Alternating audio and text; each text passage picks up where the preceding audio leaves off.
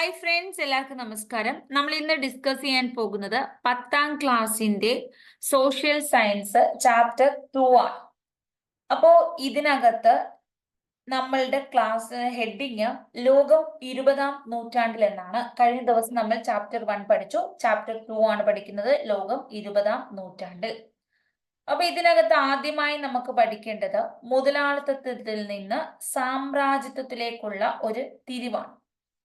അപ്പൊ ലാഭം ലക്ഷ്യമാക്കി ഉൽപാദനം, വിതരണം സ്വകാര്യ വ്യക്തികൾ നിയന്ത്രിക്കുന്ന സമ്പദ് വ്യവസ്ഥയാണ് മുതലാളിത്ത സമ്പദ് വ്യവസ്ഥ. ലാഭമാണ് ഇവരുടെ ലക്ഷ്യം.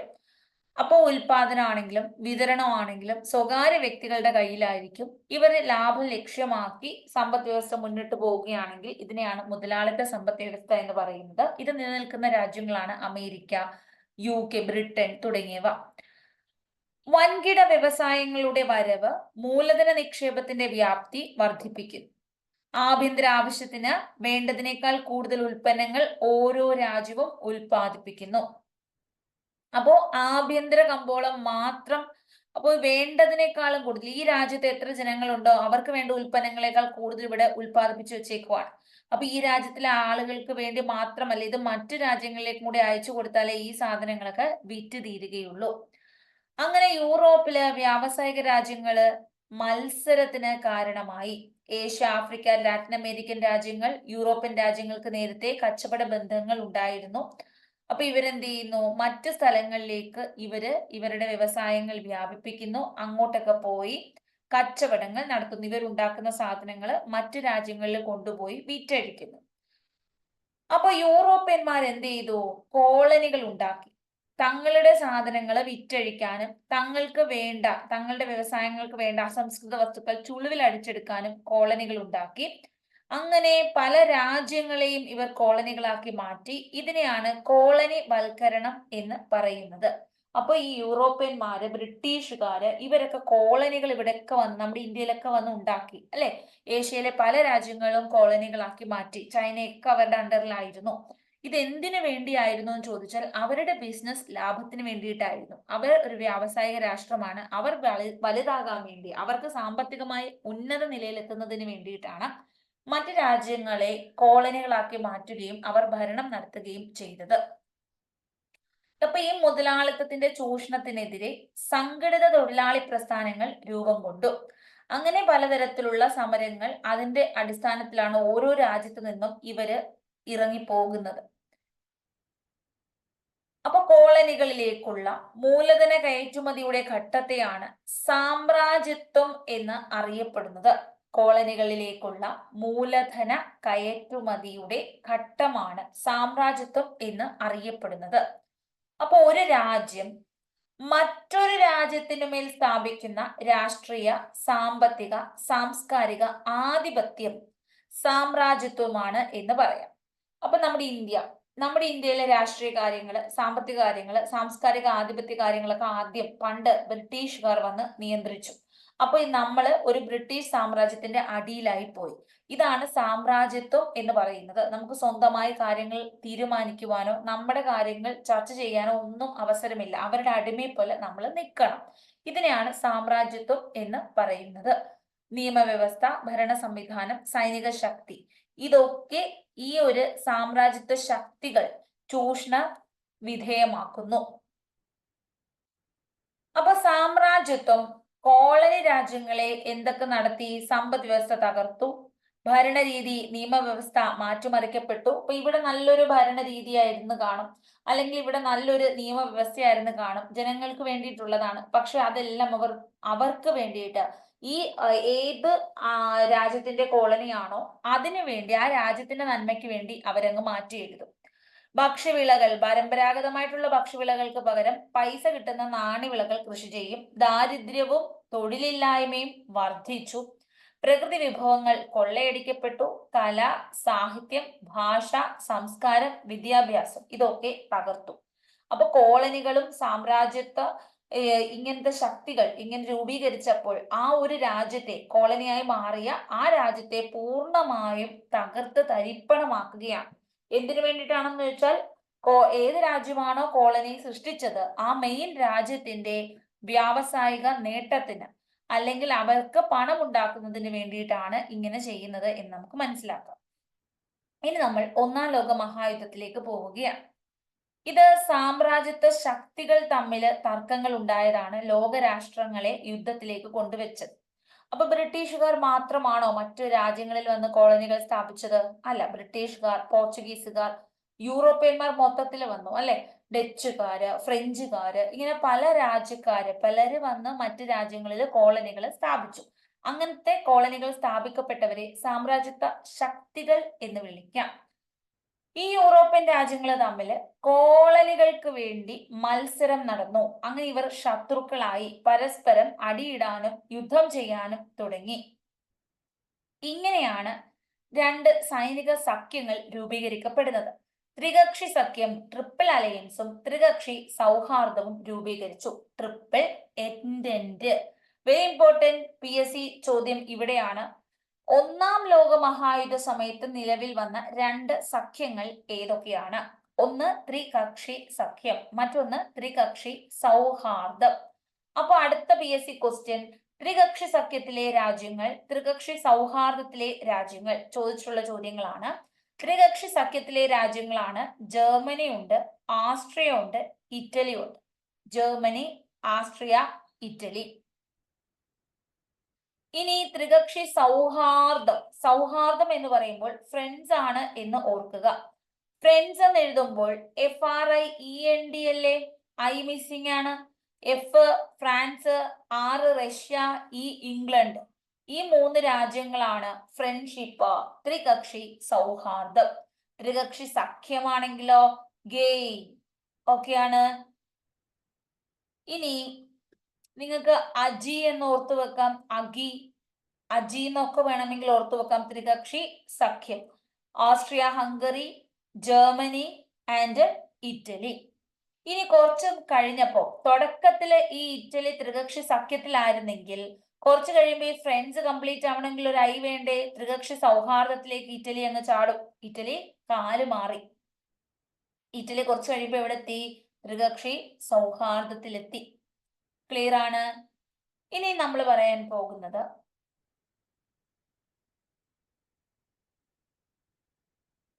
എന്തൊക്കെയാണ് ഒരു തീവ്ര ദേശീയതയിൽ നിലകൊണ്ട പ്രസ്ഥാനങ്ങൾ? പാൻ സ്ലാവ് പ്രസ്ഥാനം, പാൻ ജർമ്മൻ പ്രസ്ഥാനം, പ്രതികാര പ്രസ്ഥാനം. പാൻ സ്ലാവ് എന്ന് പറയുമ്പോൾ കിഴക്കൻ യൂറോപ്പിലെ സെർബിയ, ബൾഗേറിയ, ഗ്രീസ്. കിഴക്കൻ യൂറോപ്പ്, സെർബിയ, ബൾഗേറിയ, ഗ്രീസ്. അപ്പൊ ഈ വംശത്തിലെ ഇവിടെ ഉള്ള കിഴക്കൻ യൂറോപ്പിലെ സെർബിയ, ബൾഗേറിയ, ഗ്രീസ്, ഇവിടെയുള്ള സ്ലാവ് വംശജരെ ഏകീകരിക്കാൻ റഷ്യ ആരംഭിച്ച പ്രസ്ഥാനമാണ് പാൻ സ്ലാവ് പ്രസ്ഥാനം. അപ്പൊ പാൻ സ്ലാവ് പ്രസ്ഥാനം ആരാരംഭിച്ചതാണ്? ഇത് സ്ലാവ് വംശജരെ ഒന്നിപ്പിക്കുന്നതിന് വേണ്ടി റഷ്യ ആരംഭിച്ചതാണ്. സ്ലാവ് വംശജരെ ഒന്നിപ്പിക്കാൻ റഷ്യ ആരംഭിച്ചതാണ് പാൻ സ്ലാവ് പ്രസ്ഥാനം. പാൻ ജർമ്മൻ പ്രസ്ഥാനം മധ്യ യൂറോപ്പിലെ ബാൽക്കൻ മേഖലയിലെ സ്വാധീനം ഉറപ്പിക്കാൻ ജർമ്മനി കണ്ടെത്തിയ മാർഗമാണ് ട്യൂട്ടോണിക് വർഗക്കാരെ ഏകോപിപ്പിക്കുക. സ്ലാവ് വംശജരെ ഏകോപിപ്പിക്കാൻ റഷ്യയാണ് പാൻ സ്ലാവ് പ്രസ്ഥാനം. പാൻ ജർമ്മൻ എന്ന് പറയുമ്പോൾ ജർമ്മൻ ആണ് ആരംഭിച്ചത് ട്യൂട്ടോണിക് വംശജരെ ഒന്നിപ്പിക്കുന്നതിന് വേണ്ടിയിട്ടാണ്. ട്യൂട്ടോണിക് വംശജരെ ഒന്നിപ്പിക്കുക. ബാൽക്കൻ മേഖലയിലെ ട്യൂട്ടോണിക് വംശജരെ ഒന്നിപ്പിക്കുന്നതിനാണ് പാൻ ജർമ്മൻ പ്രസ്ഥാനം. ഇനി പ്രതികാര പ്രസ്ഥാനമാണ്. ജർമ്മനിയും ഫ്രാൻസും തമ്മിലാണ് പ്രതികാരം.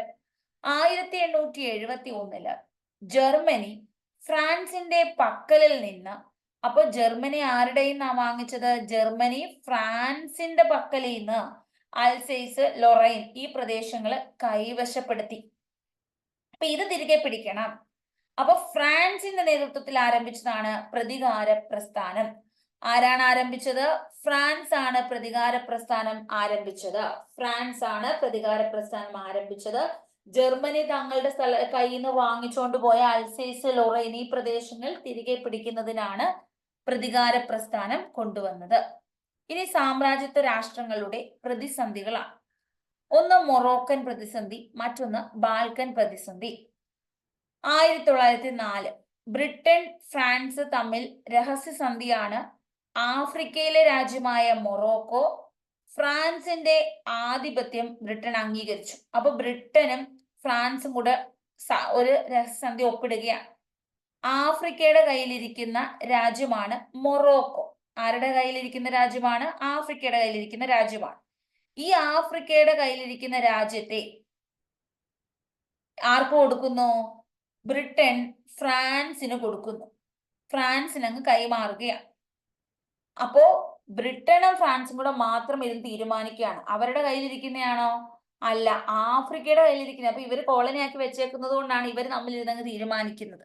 അപ്പൊ ആഫ്രിക്കയുടെ സ്ഥലമായ മൊറോക്കോയെ ബ്രിട്ടൻ എന്തു പറയുന്നു? ഫ്രാൻസെ നീ എടുത്തോ, നമ്മൾ തമ്മിൽ പ്രശ്നം ഉണ്ടാകാതിരുന്നാൽ മതി, നീ എടുത്തോണ്ട് പോയിക്കോ എന്ന് പറയും. 1904 നാലിലാണ് 4 മൂലക്കിരുന്നാണ് ഇവർ ചർച്ച ചെയ്യുന്നതെന്ന് ഓർക്കുക. മൊറോക്കോയെ അങ്ങ് കൊടുക്കുകയാണ്. അങ്ങനെ അംഗീകരിച്ചപ്പം ജർമ്മനിക്ക് ഇത് ഇഷ്ടപ്പെട്ടില്ല. ജർമ്മനിക്ക് ഇഷ്ടമുണ്ടായിരുന്നു ഈ മൊറോക്കോ എന്ന് പറയുന്ന സ്ഥലം. അപ്പോ അത് ഫ്രാൻസിന് കൈമാറിയത് ജർമ്മനിക്ക് ഇഷ്ടപ്പെട്ടോ? ഇല്ല. ഉടനെ ജർമ്മനി എന്ത് ചെയ്തു? മൊറോക്കന്റെ തുറമുഖമായ അഗഡീറിലേക്ക് യുദ്ധക്കപ്പലുകൾ അയച്ചു. ഞാൻ ഇപ്പൊ തന്നെ യുദ്ധം ചെയ്ത് കളയും, എനിക്കിത് തന്നില്ലെങ്കിൽ എന്ന് പറഞ്ഞിട്ട് യുദ്ധക്കപ്പൽ അങ്ങോട്ട് അയച്ചു. അന്നേരത്തേക്ക് ഉടനെ അവരെ വിളിച്ച് എന്ത് ചെയ്തു? ഫ്രഞ്ച് കോങ്കോയുടെ ചില ഭാഗങ്ങൾ ജർമ്മനിക്ക് നൽകി. ജർമ്മനിയെ അനുരഞ്ജന ചർച്ചയ്ക്ക് വിളിച്ചിട്ട് പറഞ്ഞു, നീ ഇപ്പൊ പ്രശ്നം ഉണ്ടാക്കണ്ട, നിനക്ക് കുറച്ച് സ്ഥലം തരാം. ഫ്രഞ്ച് കോങ്കോയുടെ ചില ഭാഗങ്ങൾ അങ്ങ് ജർമ്മനിക്ക് കൊടുത്ത് സോപ്പിട്ട്. അപ്പൊ ഫ്രാൻസ് എന്ത് ചെയ്തു? ഈ പ്രശ്നം പരിഹരിക്കുന്നു. എങ്കിലും ഫ്രാൻസും ജർമ്മനിയും തമ്മിൽ വലിയ ശത്രുക്കളാണ്. ഇച്ചിരി സ്ഥലമൊക്കെ കൊടുത്ത് സോപ്പിട്ടെങ്കിലും മുമ്പേ പ്രതികാര പ്രസ്ഥാനം കണ്ടില്ലേ? ഇവർ തമ്മില് ശത്രുതയുണ്ട്. ക്ലിയർ ആണ്? അപ്പൊ മൊറോക്കൻ പ്രതിസന്ധി നമ്മൾ കണ്ടു. ബ്രിട്ടനും ഫ്രാൻസും കൂടെയാണ് രഹസ്യമായി ഒപ്പിടുന്നത്. ബ്രിട്ടൻ എന്ത് ചെയ്യുന്നു? ഫ്രാൻസിന് അങ്ങ് കൊടുക്കുക ആഫ്രിക്കയുടെ മൊറോക്കോ. ഇത് ജർമ്മനിക്ക് ഇഷ്ടപ്പെട്ടോ? ഇല്ല. അഗഡീറിലേക്ക് അവർ ഉടനെ യുദ്ധക്കപ്പൽ അയച്ചു. ഉടനെ ജർമ്മനിയെ പിടിച്ച് ഫ്രാൻസ് സോപ്പിടാൻ വേണ്ടിയിട്ട് ഫ്രഞ്ച് കോങ്കോ ചില പ്രദേശങ്ങൾ അങ്ങ് കൈമാറി. ഇത് കണ്ട മൊറോക്കോ ഇതാണ് ഇവർക്ക് ഇഷ്ടപ്പെട്ട സ്ഥലം. ഇനി അടുത്തത് ബാൾക്കൻ പ്രതിസന്ധിയാണ്. ഗ്രീസിന് കിഴക്കുള്ള ഈജൻ കടലിനും കരിങ്കടലിനും സമീപത്താണ് ബാൾക്കൻ മേഖല. അപ്പൊ ബാൾക്കൻ മേഖല, ഈജൻ കടലുണ്ട്, കരിങ്കടലുണ്ട്. ഇതിന് സമീപത്താണ് ബാൾക്കൻ മേഖല സ്ഥിതി ചെയ്യുന്നത്. ഓക്കെ ആണ്. ഇനി ഇത് ഓട്ടോമാൻ തുർക്കികളുടെ സാമ്രാജ്യത്തിന്റെ ഭാഗമായിരുന്നു. ഇത് തുർക്കികളുടെ സാമ്രാജ്യ ഭാഗമാണ് ഈ ബാൾക്കൻ മേഖല. 1912 ബാൾക്കൻ സഖ്യം സെർബിയ, ഗ്രീസ്, ഇതുണ്ടോ സെർബിയ, ഈ ഗ്രീസ്, മോണ്ടിനെഗ്രോ, അതുപോലെ ബൾഗേറിയ, ഈ തുർക്കിയുടെ അടുത്തുള്ള ഈ 4 രാജ്യങ്ങളും കൂടെ ഒന്നായിട്ട് തുർക്കിയെ തോൽപ്പിച്ചു. അങ്ങനെ ഇവർ ഒന്നായിട്ട് നിന്ന് തുർക്കിയെ ഒറ്റയടിക്ക് തോൽപ്പിച്ചു. പക്ഷെ ഇവര് യുദ്ധം വിജയിച്ചിട്ട് സാധനങ്ങൾ പങ്കിട്ടെടുക്കുന്നതിൽ ഇവർക്ക് അഭിപ്രായ വ്യത്യാസമുണ്ടായി. ഇത് ഈ 4 രാജ്യങ്ങൾ, ബാൾക്കൻ രാഷ്ട്രങ്ങൾ തമ്മിലുള്ള യുദ്ധങ്ങളിലേക്ക് നയിച്ചു. ക്ലിയർ ആണ്? അപ്പോ ബാൾക്കൻ പ്രതിസന്ധി എന്താന്ന് ചോദിച്ചാല്, ഗ്രീസിന് കിഴക്കുള്ള ഈജൻ കടൽ, കരിങ്കടലിന് സമീപത്താണ് ബാൾക്കൻ എന്ന മേഖല. അപ്പൊ തുർക്കിയുടെ അടുത്ത് കിടക്കുന്ന സ്ഥലങ്ങളാണ് മോണ്ടിനെഗ്രോ, ബൾഗേറിയ, ഗ്രീസ്, സെർബിയ. ഇവര് 4 പേരും കൂടെ ഒന്നിച്ചു നിന്ന് തുർക്കിയെ തോപ്പിച്ച് സ്ഥലം കൈയടക്കി. പക്ഷെ ഇവര് വീതിച്ചെടുക്കുന്നതിൽ അടിയായിപ്പോയി. അങ്ങനെ ഇവര് തമ്മിലങ്ങ് യുദ്ധമായി. അപ്പൊ ബാൾക്കൻ പ്രദേശത്ത് ആധിപത്യം ഉറപ്പിക്കാൻ റഷ്യൻ സഹായത്തോടെ സെർബിയയും ജർമ്മനിയുടെ പിന്തുണയോടെ ആസ്ട്രിയയും ശ്രമിച്ചു. ഓക്കെയാണ്. അപ്പൊ ബാൾക്കൻ പ്രദേശത്ത് ആധിപത്യം ഉറപ്പിക്കുക. റഷ്യൻ സഹായത്തോടെ ആര് വരുന്നു? സെർബിയ വരുന്നു. സെർബിയ. ജർമ്മനി ആരെ പിന്തുണച്ചു? ആസ്ട്രിയയെ പിന്തുണച്ചു. ഇപ്പൊ 1-ാം ലോക മഹായുദ്ധത്തിലേക്ക് പോവുകയാണ്. 1914 ജൂണ്. ഓസ്ട്രിയയുടെ കിരീടാവകാശി ആരാണ്? ഓസ്ട്രിയയുടെ രാജാവാൻ പോകുന്ന ആള് ഫ്രാൻസിസ് ഫെർഡിനൻഡ് ആണ്. Francis Ferdinand. ബോസ്നിയൻ തലസ്ഥാനമായ സാരയാവോ എന്ന സ്ഥലത്ത് വെച്ച് സെർബിയൻ യുവാവ് ഗാവ്ലോ പ്രിൻസപ്പ് വെടിവെച്ചു കൊന്നു. അപ്പൊ ഈ സെർബിയയും ആസ്ട്രിയയും ഈ സ്ഥലം ഏറ്റെടുക്കാൻ വേണ്ടി 2 പ്രബല ശക്തികളുമായിട്ട് വന്നുകൊണ്ടിരുന്നതാ. അങ്ങനെ ഇരിക്കുകയാണ് 1914 ജൂണില് ഈ ഓസ്ട്രിയയുടെ കിരീടാവകാശിയായിരുന്ന ഫ്രാൻസിസ് ഫെർഡിനൻഡിനെ ഏത് സ്ഥലത്ത് വെച്ച്, സാരയാവോ എന്ന സ്ഥലത്ത് വെച്ച് ഒരു സെർബിയൻ യുവാവ് ഗാവ്ലോ പ്രിൻസപ്പ് വെടിവെച്ചു കൊന്ന വ്യക്തി ആരാണ്? കൊലപാതകി ആരാണ്? ഗാവ്ലോ പ്രിൻസപ്പ് ആണ് കൊലപാതകി. രാജാവാൻ ഇരുന്ന ആളാരായിരുന്നു? Francis Ferdinand. അപ്പോ ഒരു രാജ്യത്തെ എല്ലാവരും അങ്ങ് നല്ലതാവണമെന്നില്ല. ഒരാൾ എന്ത് ചെയ്തു? ഒരു ശിക്ഷ ചെയ്തു എന്ന് പറഞ്ഞിട്ട് ആ രാജ്യത്തെ മൊത്തം ക്രൂശിക്കണോ? പക്ഷെ ഇവര് ക്രൂശിച്ചു. ഉടനെ ഓസ്ട്രിയ പറഞ്ഞു, സെർബിയയാണ് ഇതിന് ഉത്തരവാദി, ഞങ്ങൾ ഇതാ യുദ്ധം ചെയ്യാൻ പോകുന്നു. 1914 ജൂലൈ 28 യുദ്ധം പ്രഖ്യാപിച്ചു. ഇതാണ് ഒന്നാം ലോക മഹായുദ്ധം. 1914 ജൂലൈ 28 യുദ്ധം പ്രഖ്യാപിക്കുന്നത്. ജൂണില് കൊലപ്പെടുത്തുന്നു തങ്ങളുടെ കിരീടാവകാശിയെ. ഉടനെ തന്നെ യുദ്ധം പ്രഖ്യാപിച്ചു 1914 ജൂലൈ 28. അപ്പോ ഓരോ സഖ്യരാഷ്ട്രവും തങ്ങളുടെ ചെറിയ രാഷ്ട്രങ്ങളെ സഹായിക്കാൻ മുന്നോട്ട് വന്നു. അങ്ങനെ പരസ്പരം അങ്ങോട്ടും ഇങ്ങോട്ടും എല്ലാ രാഷ്ട്രങ്ങളും കോർത്തു. ഇതാണ് ഒന്നാം ലോക മഹായുദ്ധം എന്ന് അറിയപ്പെട്ടത്. യുദ്ധത്തിന്റെ ഫലങ്ങൾ എന്താണ്? 1914 ഇത് ആരംഭിച്ചതെങ്കിൽ 18 ഇത് അവസാനിച്ചത്. ഒക്കെയാണ് 14 ജൂലൈ 28 ആരംഭിച്ചെങ്കിൽ 18 ഇത് അവസാനിച്ചു. ദശലക്ഷക്കണക്കിന് ആളുകൾക്കാണ് മരണം സംഭവിച്ചത്. പരിക്കേറ്റു, കൈ നഷ്ടപ്പെടുന്നു, കാൽ നഷ്ടപ്പെടുന്നു, കണ്ണ് നഷ്ടപ്പെടുന്നു, അങ്ങനെ പലതരത്തിലുള്ള പരിക്ക്. കൃഷി, വ്യവസായം, വാർത്താവിനിമയം തകർന്നു. ദാരിദ്ര്യം, തൊഴിലില്ലായ്മ, നാണയപ്പെരുപ്പം. സാമ്പത്തിക മേധാവിത്വം യൂറോപ്പിന്റെ ദുർബലമായി. ഏഷ്യ, ആഫ്രിക്ക സ്വാതന്ത്ര്യ സമരങ്ങൾ ശക്തപ്പെട്ടു. എന്ന് വെച്ചാൽ ഏഷ്യയിലെ, ആഫ്രിക്കയിലെ ഈ യൂറോപ്പിന്റെ ഒക്കെ കോളനികളാണ് ഉണ്ടായിരുന്നത്. യൂറോപ്പന്മാർ ഇവിടെ വന്ന് നമ്മുടെ അധികാരം പിടിച്ചെടുത്ത് വെച്ചേക്കുക. അപ്പോഴാണ് ഇവരുടെ ശക്തി മറ്റെടുത്ത് ചോർന്നത്. അപ്പോൾ ഉടനെ എന്ത് ചെയ്തു? ഇവിടെ സമരമുറകളൊക്കെ ശക്തിപ്പെട്ടു ഇവർക്ക്. ലോക സമാധാനം സംരക്ഷിക്കുന്നതിന് എന്ത് രൂപപ്പെട്ടു? ലീഗ് ഓഫ് നേഷൻസ്, സർവരാഷ്ട്ര സഖ്യം. വെരി ഇമ്പോർട്ടന്റ് PSC ക്വസ്റ്റ്യൻ ആണ്. ഏത് യുദ്ധത്തിന് ശേഷമാണ് സർവരാഷ്ട്ര സഖ്യം രൂപീകരിച്ചത്? ഒന്നാം ലോക മഹായുദ്ധത്തിന് ശേഷമാണ്. Very very important. സർവരാഷ്ട്ര സഖ്യം, ലീഗ് ഓഫ് നേഷൻസ്. ഇനി ഇതുമായി ബന്ധപ്പെട്ട സിനിമകൾ ചോദിക്കാറുണ്ട്. ഓക്കെയാണ്. ഇതുമായി ബന്ധപ്പെട്ട സിനിമകൾ ചോദിക്കാറുണ്ട്. സിനിമകൾ ഏതൊക്കെ? ഒന്നാം ലോക മഹായുദ്ധത്തില് ഫ്രഞ്ച് തടവുകാരുടെ കഥ പറയുന്ന ചലച്ചിത്രമാണ് ഴാങ് റെനോവ, ഗ്രാൻഡ് ഇല്യൂഷൻ. ഴാങ് റെനോയുടെ ഏത് സിനിമയാണ്? Grand illusion. ഴാങ് എന്ന് പറയുമ്പോൾ വാഴയില, ഗ്രാൻഡ് ഇലയാണ്, വലിയ ഇലയാണ് വാഴയില. ഴാങ് റെനോവ, വാഴയില, ഗ്രാൻഡ് ഇല്യൂഷൻ. യുദ്ധങ്ങളെ കുറിച്ചുള്ള ഏറ്റവും മികച്ച ചലച്ചിത്രമാണ്. ഗ്രാൻഡ് ഇല്യൂഷന്റെ പ്രിന്റുകൾ നാസികൾ നശിപ്പിച്ചു, പിന്നീട് കണ്ടെടുത്തു. ഇനി ലെവിസ് മൈൻസ്റ്റോൺ സംവിധാനം ചെയ്ത all quiet on the western front. Lewis Milestone. ഇപ്പൊ മൈൻഡ് ഒന്ന് ശാന്തമാകാൻ നമ്മൾ ക്വയറ്റ് ആയിട്ടിരിക്കുക, നിശബ്ദമായിട്ടിരിക്കുക. വെസ്റ്റേൺ ഫ്രണ്ടിന്റെ കൂടെ നിശബ്ദമായിട്ടിരുന്നാൽ മൈൻഡ് ഒന്ന് ശാന്തമാകും. ലെവിസ്, കണ്ടോ, ലവ് ആണ്. വെസ്റ്റേൺ ഫ്രണ്ടിനോട് ലവ് ആണ്. Lewis Milestone, all quiet on the western front. ഇനി സ്റ്റാൻലി കുബ്രിക്കിന്റെ path of glory. Stanley Kubrick path of glory. നല്ല സ്റ്റാൻഡ് ആണ്. ഓക്കെയാണ്. അപ്പൊ സ്റ്റാൻഡിൽ നിന്ന് സ്റ്റാൻലി കുബ്രിക് ആണ്. സ്റ്റാൻഡിൽ നിന്നും സ്റ്റാൻഡ്. അപ്പൊ പാത്ത് കണ്ടോ, നമ്മള് ബസ് സ്റ്റാൻഡിലൊക്കെ നിൽക്കുന്നത് എന്തിനു വേണ്ടിയിട്ടാണ്? നമ്മളുടെ പാത്ത്, നമ്മളുടെ വഴിയിലേക്ക് പോകാനാണ് പാത്ത് ഓഫ് ഗ്ലോറി. നമുക്ക് ഏത് വഴിയാണോ പോകേണ്ടത് ആ പാത്ത് തിരഞ്ഞെടുക്കാൻ വേണ്ടിയിട്ടാണ് നമ്മൾ ബസ് സ്റ്റാൻഡിലൊക്കെ പോയി നിൽക്കുന്നത്. Stanley Kubrick, path of glory. അപ്പൊ ഴാങ് റെനോവ, വാഴയില ഓർത്തു, വാഴയില illusion, grand illusion. Lewis Milestone, love ആണ്, മൈൻഡിന് ശാന്ത കിട്ടണമെങ്കിൽ quiet on the western front. Stanley Kubrick, സ്റ്റാൻഡിൽ പോയി നിൽക്കുന്നത് പാത്ത് തിരഞ്ഞെടുക്കാനാണ്, പാത്ത് ഓഫ് ഗ്ലോറി. ഇപ്പൊ ഇനി നിങ്ങൾ സിനിമയും സംവിധായകരെയും ഒന്നും മറക്കത്തില്ല. അടുത്ത ചോദ്യം, ഒന്നാം ലോക മഹായുദ്ധത്തിൽ വിജയിച്ച ബ്രിട്ടൻ, ഫ്രാൻസ് ഇവരുടെ നേതൃത്വത്തിൽ 1919 പാരീസില് സമാധാന സമ്മേളനത്തിൽ ലോകത്തിന്റെ ഭാവി കാര്യങ്ങളൊക്കെ ചർച്ച ചെയ്തു. പരാജയപ്പെട്ട രാജ്യങ്ങളുമായിട്ട് വേറെ സന്ധിയൊക്കെ ഒപ്പിട്ടു. അങ്ങനെ ഒപ്പിട്ടതാണ് വേഴ്സായി സന്ധി. ഇപ്പൊ എക്സാമിന്റെ സ്ഥിര ചോദ്യമാണ്, ഡേറ്റ് കറക്റ്റ് ആക്കുക. അപ്പൊ വേഴ്സായി സന്ധി 1919 ഒന്നാം ലോക മഹായുദ്ധത്തിന് ശേഷമാണ് ഒപ്പിടുന്നത്. വേഴ്സായി സന്ധി 1919 ജർമ്മനിയുമായി ഒപ്പുവെക്കുന്ന സന്ധിയാണ് വേഴ്സായി സന്ധി.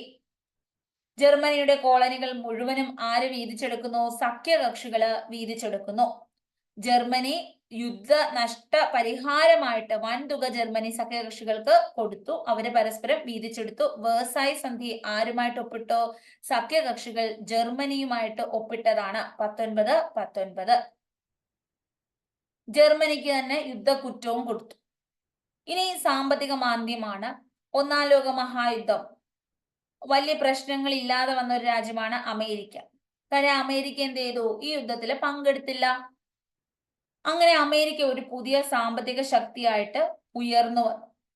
എന്നാൽ അമേരിക്കയുടെ സാമ്പത്തിക മുന്നേറ്റം അധിക നാള് നീണ്ടുനില്ല. 1929 സാമ്പത്തിക മാന്ദ്യം ആവിർഭവിച്ചത് അമേരിക്കയിലാണ്.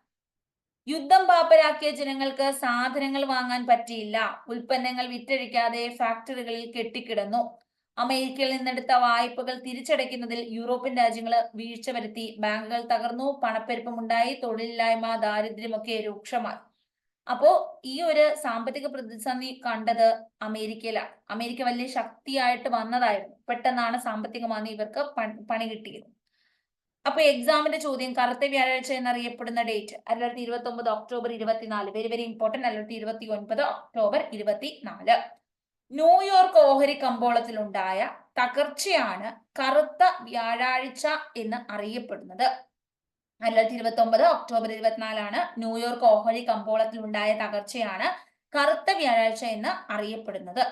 അപ്പൊ അതുവരെ ഉണ്ടായിരുന്ന ഈ സാമ്പത്തിക മുന്നേറ്റം ഒറ്റ ദിവസം കൊണ്ട് തകർന്നടിഞ്ഞിരിക്കുകയാണ്. നിക്ഷേപകരെല്ലാം പിന്മാറി. ഓഹരികള് വിറ്റഴിക്കാനുള്ള ശ്രമം ഓഹരി കമ്പോളത്തെ തകർത്തു. അപ്പൊ ഒരുപാട് പേർക്ക് സമ്പാദ്യമൊക്കെ നഷ്ടപ്പെട്ടു. ഒരുപാട് പേര് ആത്മഹത്യ ചെയ്തു. ന്യൂയോർക്കിലെ തകർച്ച അമേരിക്കയിൽ മാത്രം ഒതുങ്ങി നിന്നില്ല. യൂറോപ്യൻ രാജ്യങ്ങളെ മുഴുവൻ ഇത് ബാധിച്ചു. വ്യാവസായിക ശാലകളിലൊക്കെ ഉൽപാദനം കുറഞ്ഞു. തൊഴിലില്ലായ്മ രൂക്ഷമായി. ലോക വാണിജ്യം തന്നെ തകരാറിലായി.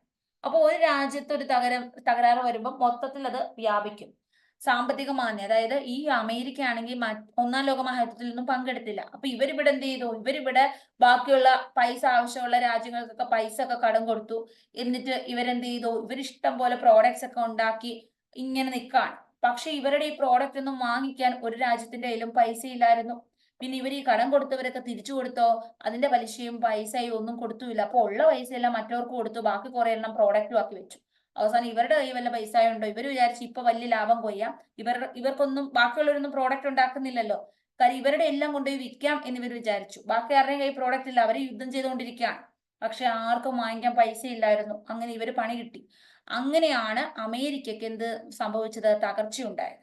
ആ തകർച്ച വെരി ഇമ്പോർട്ടന്റ് ആണ്. കറുത്ത വ്യാഴാഴ്ച എന്നാണ് ആ ദിവസത്തെ പറയുന്നത്. ലോകത്തുണ്ടായ സാമ്പത്തിക മാന്ദ്യമാണ്. 1929 ഒക്ടോബർ 24 സാമ്പത്തിക മാന്ദ്യം ഉണ്ടായത്. ഇനി ഫാഷിസവും നാസിസവും എന്താണ്? ലാറ്റിൻ പദമായ ഫാസിസ് എന്ന വാക്കിൽ നിന്നാണ് ഫാഷിസം എന്ന പദം രൂപപ്പെട്ടത്. ഇതിന്റെ അർത്ഥം ചോദിക്കാറുണ്ട് എപ്പോഴും. ഈ 2024 ചോദിച്ചു. ഫാസിസത്തിന്റെ അർത്ഥം ഒരു കെട്ട് ദണ്ടും അതിനു മുകളിൽ ഒരു മഴു എന്നാണ്. പുരാതന റോമിലെ അധികാര ചിഹ്നമാണ്. Very important. ഒരുപാട് എക്സാമിന് ചോദിച്ചതാണ്. ലാറ്റിൻ പദമാണ്. ഒരു കെട്ട് ദണ്ട് അതിനു മുകളിൽ മഴു. റോമിലെ അധികാര ചിഹ്നം. ഇനി ഒന്നാം ലോക മഹായുദ്ധത്തിൽ വിജയിച്ച രാജ്യങ്ങളുടെ പരാജയപ്പെട്ട രാജ്യങ്ങളുടെ അവസ്ഥ പരിതാപകരമായിരുന്നു. വിജയിച്ചാലും പരിതാപം, പരാജയപ്പെട്ട വൻ പരിതാപകരം. അപ്പോ ഭരണകൂടങ്ങൾക്കൊക്കെ അധികാരം നഷ്ടപ്പെട്ടു. തൊഴിൽ രഹിതരായി. നാണയപ്പെരുപ്പമൊക്കെ ഉണ്ടായി. അവരുടെ ഒന്നും കൈ പൈസയൊന്നുമില്ല. ആകെ തകർന്നു നിൽക്കുകയാണ്. അപ്പോഴാണ് ഈ ഫാസിസവും നാസിസവും ഉടലെടുക്കുന്നത്.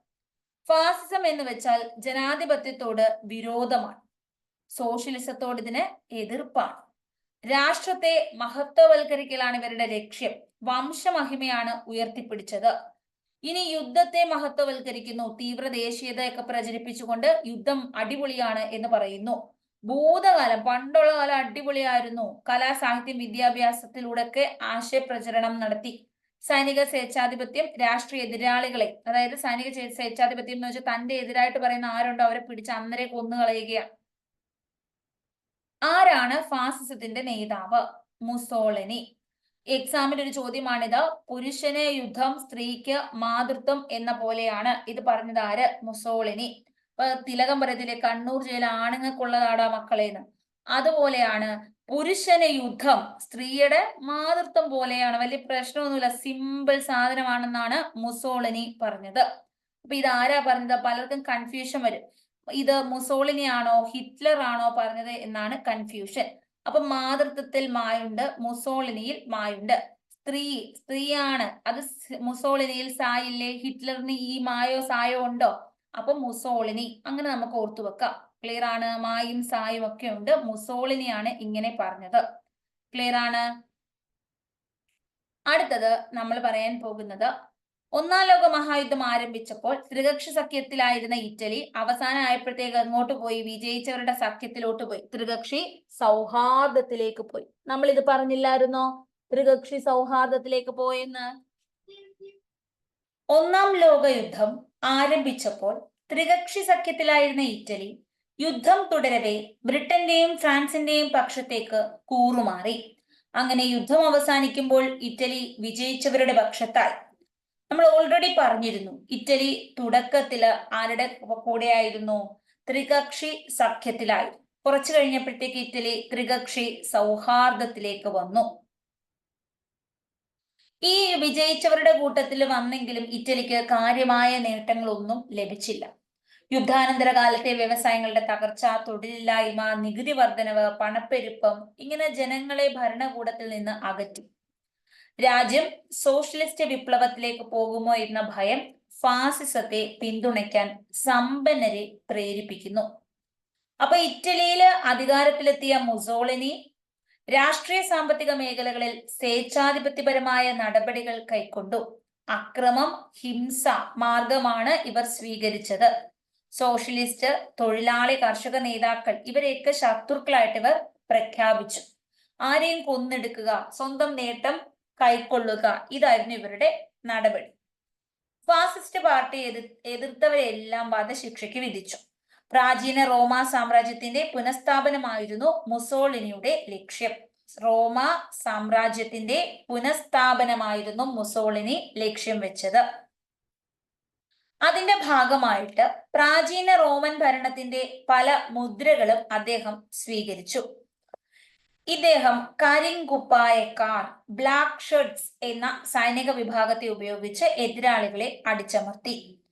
അപ്പൊ വളരെ ആക്രമണോത്സുകമായ വിദേശ നയമാണ് മുസോളിനി സ്വീകരിച്ചത്. എത്യോപ്യ, അൽബേനിയ ഈ രാജ്യങ്ങളെയൊക്കെ ആക്രമിച്ചു. അപ്പൊ ലോക രാജ്യങ്ങളെ മറ്റൊരു ലോക യുദ്ധത്തിലേക്കാണ് ഇറ്റലി സാമ്രാജ്യത്വ മോഹം കൊണ്ട് എത്തിക്കുന്നത്. അപ്പൊ ഇറ്റലിയില് മുസോളിനി. അപ്പൊ നമ്മള് ഇത് ഓർത്തു വെക്കുന്നത്, ജനം ഹിറ്റാണ്. Germany Nazism, Hitler. ജർമ്മനിയില് നാസിസം ആയിരുന്നു, ഹിറ്റ്ലർ ആണ്. ഇനി ജനം ഹിറ്റാണ്, ജനം ഫിറ്റ് ആണ്. ജർമ്മനിയിൽ നാസിസം ആണെങ്കിൽ ഫാസിസം ഇറ്റലിയിലാണ്. ഇപ്പൊ ക്ലിയർ ആയില്ലേ? ഇനി ആർക്കും കൺഫ്യൂഷൻ വരത്തില്ല. ജനം ഹിറ്റാണ്, ജനം ഫിറ്റ് ആണ്. ജർമ്മനി നാസിസം ഹിറ്റ്ലർ ആണ്. ജർമ്മനിയിൽ നാസിസം ആണെങ്കിൽ ഫാസിസം ഇറ്റലിയാണ്.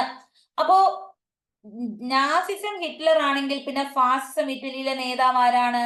മുസോളിനിയാണ്. ഡൗട്ട് ഇല്ലല്ലോ. ഇനി ഈ മുസോളിനി എന്ന് കേൾക്കുമ്പോൾ നിങ്ങൾക്ക് ആരെങ്കിലും ഓർമ്മ വരും? മുസോളിനി എനിക്ക് ഓർമ്മ വരുന്നത് സമൂസയാണ്. ഒരു സാ മുമ്പിൽ ഇടാമെങ്കിൽ സമൂസയല്ലേ? കരിഞ്ഞ സമൂസ എന്നാണ് ഞാൻ ഓർക്കുന്നത്.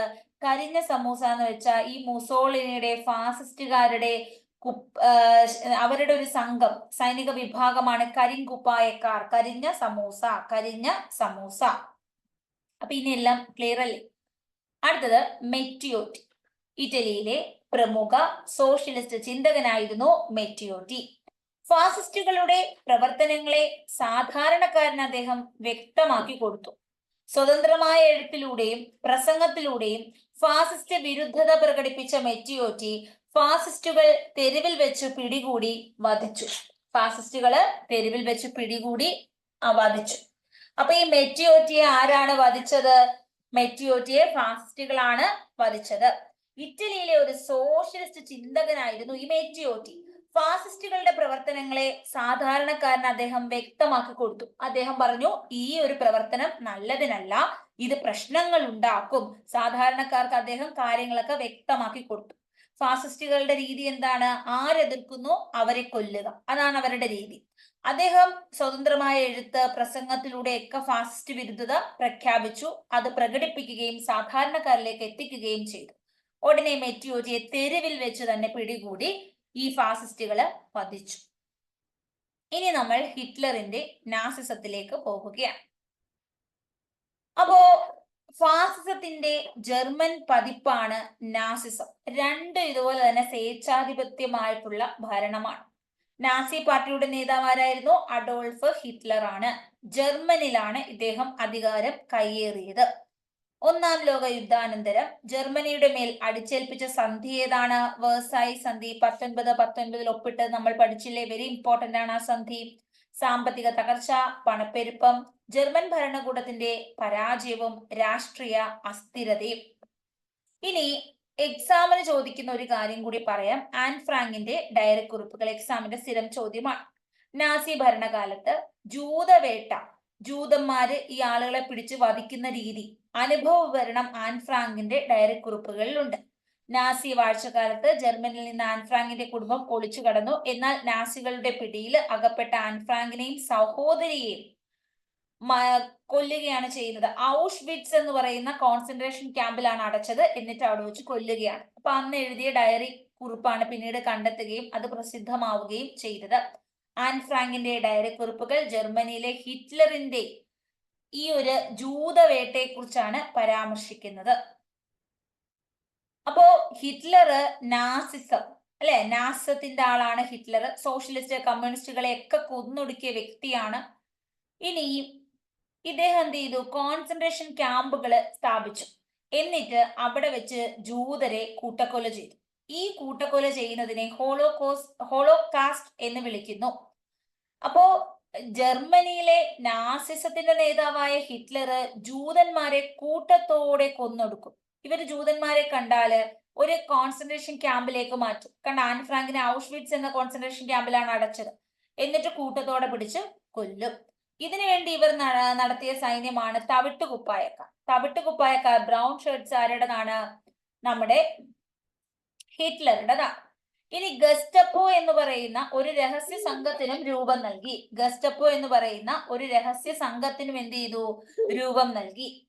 ഇനി ആര്യന്മാരാണ് ലോകത്തിലെ പരിശുദ്ധ വംശമെന്നും അവരാണ് ലോകം ഭരിക്കേണ്ടതെന്നും ജർമ്മൻകാർ ആര്യന്മാരാണെന്നും ഹിറ്റ്ലർ അഭിപ്രായപ്പെട്ടു.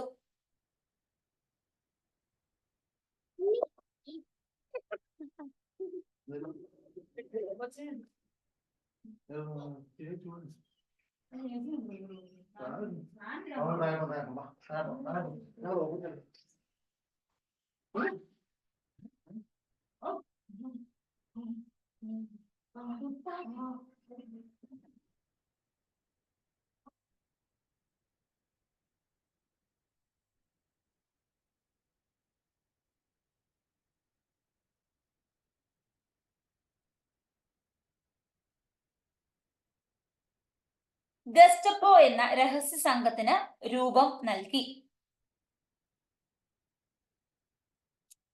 ആര്യന്മാരാണ് ലോകത്തിലെ പരിശുദ്ധ വംശമെന്നും അവരാണ് ലോകം ഭരിക്കേണ്ടതെന്നും ജർമ്മൻകാർ ആര്യന്മാരാണെന്നും ഹിറ്റ്ലർ അഭിപ്രായപ്പെട്ടു. ഈ അഭിപ്രായം ഇമ്പോർട്ടന്റ് ആണ്.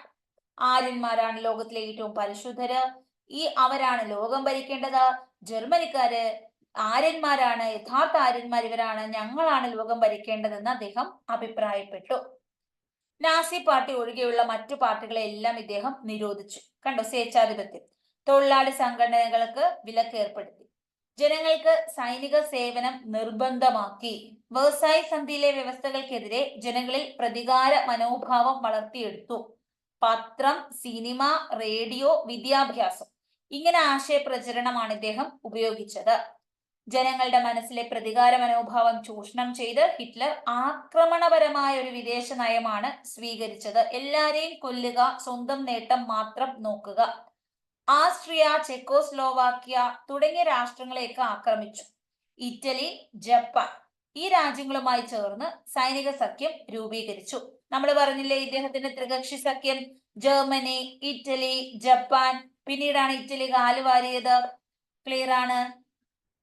ഇനി ഹിറ്റ്ലറുടെ ഈ നയത്തിനെതിരായി മറ്റു രാജ്യങ്ങൾ സഖ്യങ്ങൾ ഉണ്ടാക്കുകയും അത് മറ്റൊരു ലോക യുദ്ധത്തിന് കാരണമാവുകയും ചെയ്തു.